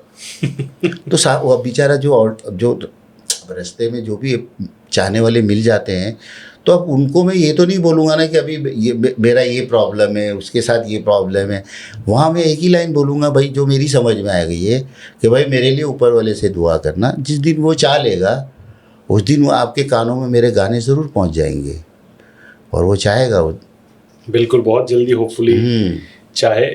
सर बहुत ही मज़ा आया, बहुत कुछ जो देखो शायद मुझे पता। तुमको मज़ा इसलिए आया, मैं आपको क्योंकि आपने, भले आप मुझसे बहुत छोटे हो, लेकिन आप में तमीज़ है कि किस तरह अप्रोच किया जाता है। कि मेरे जैसा आदमी जो ये सोच के बैठा है, मैं हज़ारों लोगों को मना कर चुका हूँ, और मैं हज़ारों लोगों से सबके सामने माफ़ी भी मांग रहा हूँ कि भाई बुरा नहीं लगा ना। मेरा मन ही नहीं करता है किसी से मैं बात करूँ, इंटरव्यू दूँ या ये सब, क्योंकि अगर मैं बात करूँगा तो मैं चुप नहीं बैठूँगा, और चुप नहीं बैठूँगा तो खामा किसी को हर्ट होगा। तो आ बेल सिंह मार क्यों करूँ मैं, है ना जी। लेकिन आपने जिस तरह अप्रोच किया, जो तमीज़ है आपके अंदर, मुझे अच्छा लगा वो। Thank you so much sir. और वही चीज़ की वजह से मैं यहाँ बैठा हूँ। सच्चाई ये, इस वजह से नहीं बैठा हूँ कि मुझे लोगों को के सामने आना है, बिल्कुल, बिल्कुल। मैं अपनी बातें भगारूँ, मुझे कोई इंटरेस्ट नहीं है। मुझे अभी एक ही इंटरेस्ट है कि मैं जो अपने लोगों के लिए जो काम करना चाह रहा हूँ, और जो मैंने अब ये डिसीज़न ले लिया है कि अभी जनता ही मेरी प्रोड्यूसर है, जनता ही मेरी डायरेक्टर है, और सब कुछ जनता ही है। जी। तो हम दोनों के बीच में अब कोई तीसरा है ही नहीं। बेस्ट लाइन बेस्ट है। हाँ, मुझे जो दिल में आएगा मैं वैसा गाना उनके लिए बनाऊंगा, और उनको जो दिल में आएगा वो लोग मेरे बारे में बोलेंगे। इससे ये भी एक चीज़ है, क्योंकि आज के दिन में लोगों को क्रिटिसिज्म सहन नहीं होता। वो अच्छा कुछ होता है तो वो अच्छा होता है, कुछ अगर लोगों को अच्छा नहीं लगे तो नेगेटिव पीआर या प्रोपेगेंडा बोल के खत्म कर देते। सर ये भी बोल रहे हैं कि अगर नहीं अच्छा लगे तो भी दिल खोल के बताओ। ऑफ कोर्स, तभी तो आपको पता चलेगा ना कि आप कितने तोप हो। और एक जो जनता है, जो पब्लिक है, उसको किसी से कोई लेना देना नहीं है। बिल्कुल यार, वो उसको अच्छा लगेगा तो बोलेगा, नहीं अच्छा लगेगा तो बिंदास बोलेगा, उसको किसी से कोई लेना देना नहीं है, और उनको हक भी है बोलने का। हाँ, आप देखो बड़े बड़े स्टारों की फिल्में सुपर फ्लॉप क्यों होती है? तो ऐसा नहीं है कि उनके चाहने वाले की चाहत कम हो जाती, जब उनको लगता है कि हमारे सुपरस्टार ने तो यार कुछ किया ही नहीं है, हट साला। सही बात। तो ये जनता है। तो साला मैंने सोचा कि ये खामा काम इधर उधर झाँक रहे, असली तो हीरो जनता है। डायरेक्ट इनके पास डायरेक्ट, हाँ, और इनसे सीखो और इनको सिखाओ, दोनों चीज़। ऐसा नहीं खाली सीखना भी नहीं है, जनता को सिखाना भी है। और मेरा एक मकसद भी है जी कि हिंदुस्तान के कोने कोने का बच्चा साला मैं उसको चांस दूँ। ऐसे बहुत लोग आज भी तड़प रहे, तरस रहे कि कैसे हम गाना गाए, लेकिन काबिल होगा उसको ही। ऐसा नहीं है कि भाई मैंने कोई बनिए की दुकान खोल दी है, वैसा नहीं। हिंदुस्तान के किसी भी कोने का बच्चा हो, मैं उसके साथ काम 100% करूँगा, क्योंकि मुझे शुरू से शौक है नए लोगों के साथ काम करना। ये मेरी एक अंदर की ताकत है वो, कि मैं नए लोगों के साथ बहुत बहुत खुश रहता हूँ। और जल्दी घुल मिल जाते हो सर आप, वो आपका नेचर है। क्यों? कि मैं जब नया था तो मुझे पता है कि एक नए आदमी के अंदर क्या आग होती है, क्या लगन होती है, क्या फील होता है। तो मैं उस चीज़ को कैसे गवा दूँ? क्या बात है सर। मेरा आखिरी सवाल आपसे, मैं तो बात करते रहना चाहता हूँ और बट समय को नज़र ये रखते हुए मैं आखिरी सवाल आपसे ये पूछूंगा कि आवेज़ बहुत ही कमाल का आर्टिस्ट है। उसने बिग बॉस में अपना एक जर्नी किया है, उसके पहले भी बहुत कमाल का काम कर रहा है। वो और नगमा जब एक साथ खुश होते तो बहुत अच्छा लगता है। वो दोनों एक दूसरे के साथ शादी भी करना चाहते हैं, उन्होंने खुद ये कहा है, बिग बॉस में भी कहा ये कर रहा है। एज पेरेंट्स आपके क्या एक्सपेक्टेशंस है उससे, उन दोनों से, शादी को लेके और आगे के उनके फ्यूचर को लेके? देखिए, मैं तो एज ए फादर इतना ही बोलूँगा अवेश को भी, नगमा को भी, कि बेटा जो भी रिश्ता निभाना बहुत ईमानदारी से निभाना, और रिश्ता सिर्फ सोशल मीडिया तक ना रह जाए। ज़िंदगी, असली जो ज़िंदगी है वो आपका अपनी घर की चार दीवारी है। आपकी वो दीवार है, आपकी इज़्ज़त करना चाहिए। उस दीवार के अंदर रहने वाले एक दूसरे की इज़्ज़त करना चाहिए, तब आप विनर हो। बाकी सब झूठ है। तो मैं इतना ही बोलूँगा कि बच्चे बस एक दूसरे को प्यार करें, एक दूसरे को इज़्ज़त दें, और हमेशा खुश रहे, हमेशा कामयाब रहे। और मुझे बहुत खुशी है कि मेरा जो अवेज़ है बहुत मेहनती है, बहुत मेहनत से वो यहाँ तक पहुँचा है। और वो अपने बलबूते पे पहुंचा है। बिल्कुल। वो बिल्कुल अपने बाप की तरह है।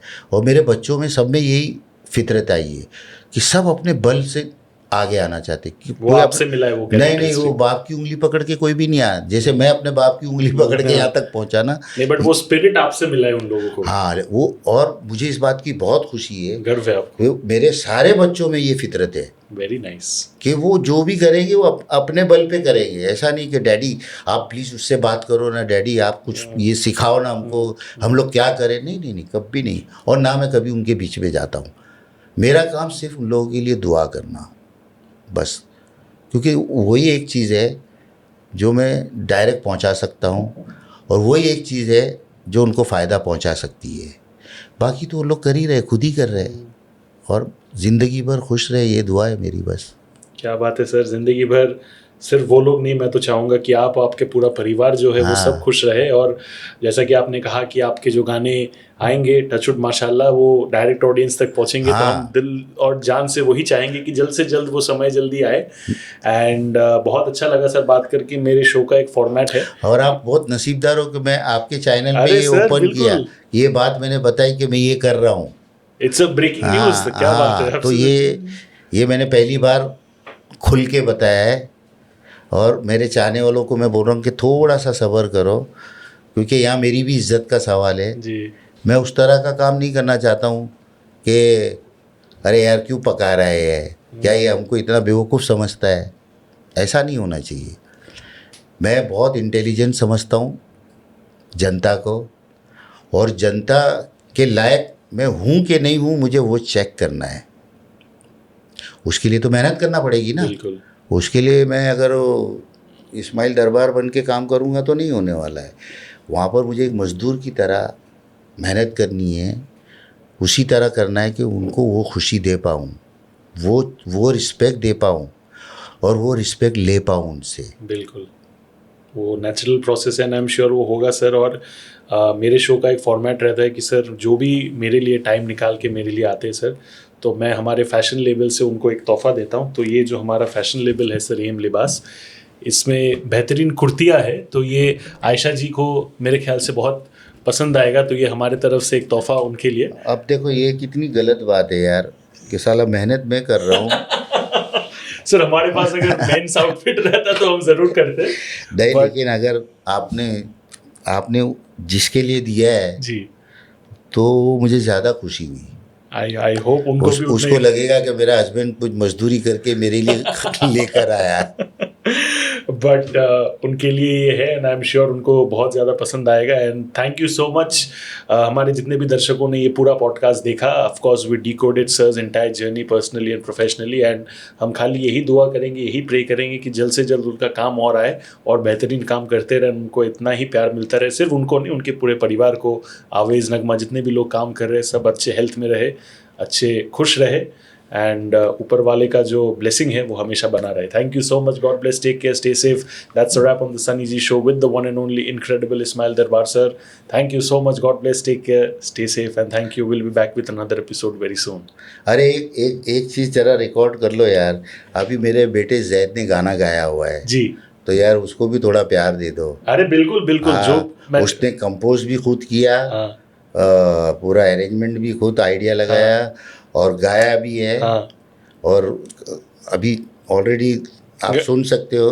तो वो ज़ैद के आप फटाफट इंस्टाग्राम सोशल मीडिया में जाओ, आप जाके देखो फटाफट, एंड सबको फॉलो करो, देखते रहो। एंड सर के अकाउंट को भी उतना शायद सर एक्टिव नहीं है इंस्टाग्राम पे, लेकिन आप लोग फॉलो करोगे, एक्टिव रहोगे, तो सर को आप खुद एक्टिव बना दोगे मेरे हिसाब से। तो अभी सर का काम जो है वो तो गाना बनाना है ना, तो अभी वो जब मैं गाना बनाऊंगा जी, तो वो लोग सुनेंगे और पसंद आएगा तो वो खुद ही सब जगह सुनाएंगे भी, नाचेंगे भी, वीडियोस भी बनाएंगे, रील्स भी बनाएंगे, और नहीं पसंद आएगा तो गाली भी देंगे। सही बात। Thank you so much, God bless, take care, stay safe, and thank you.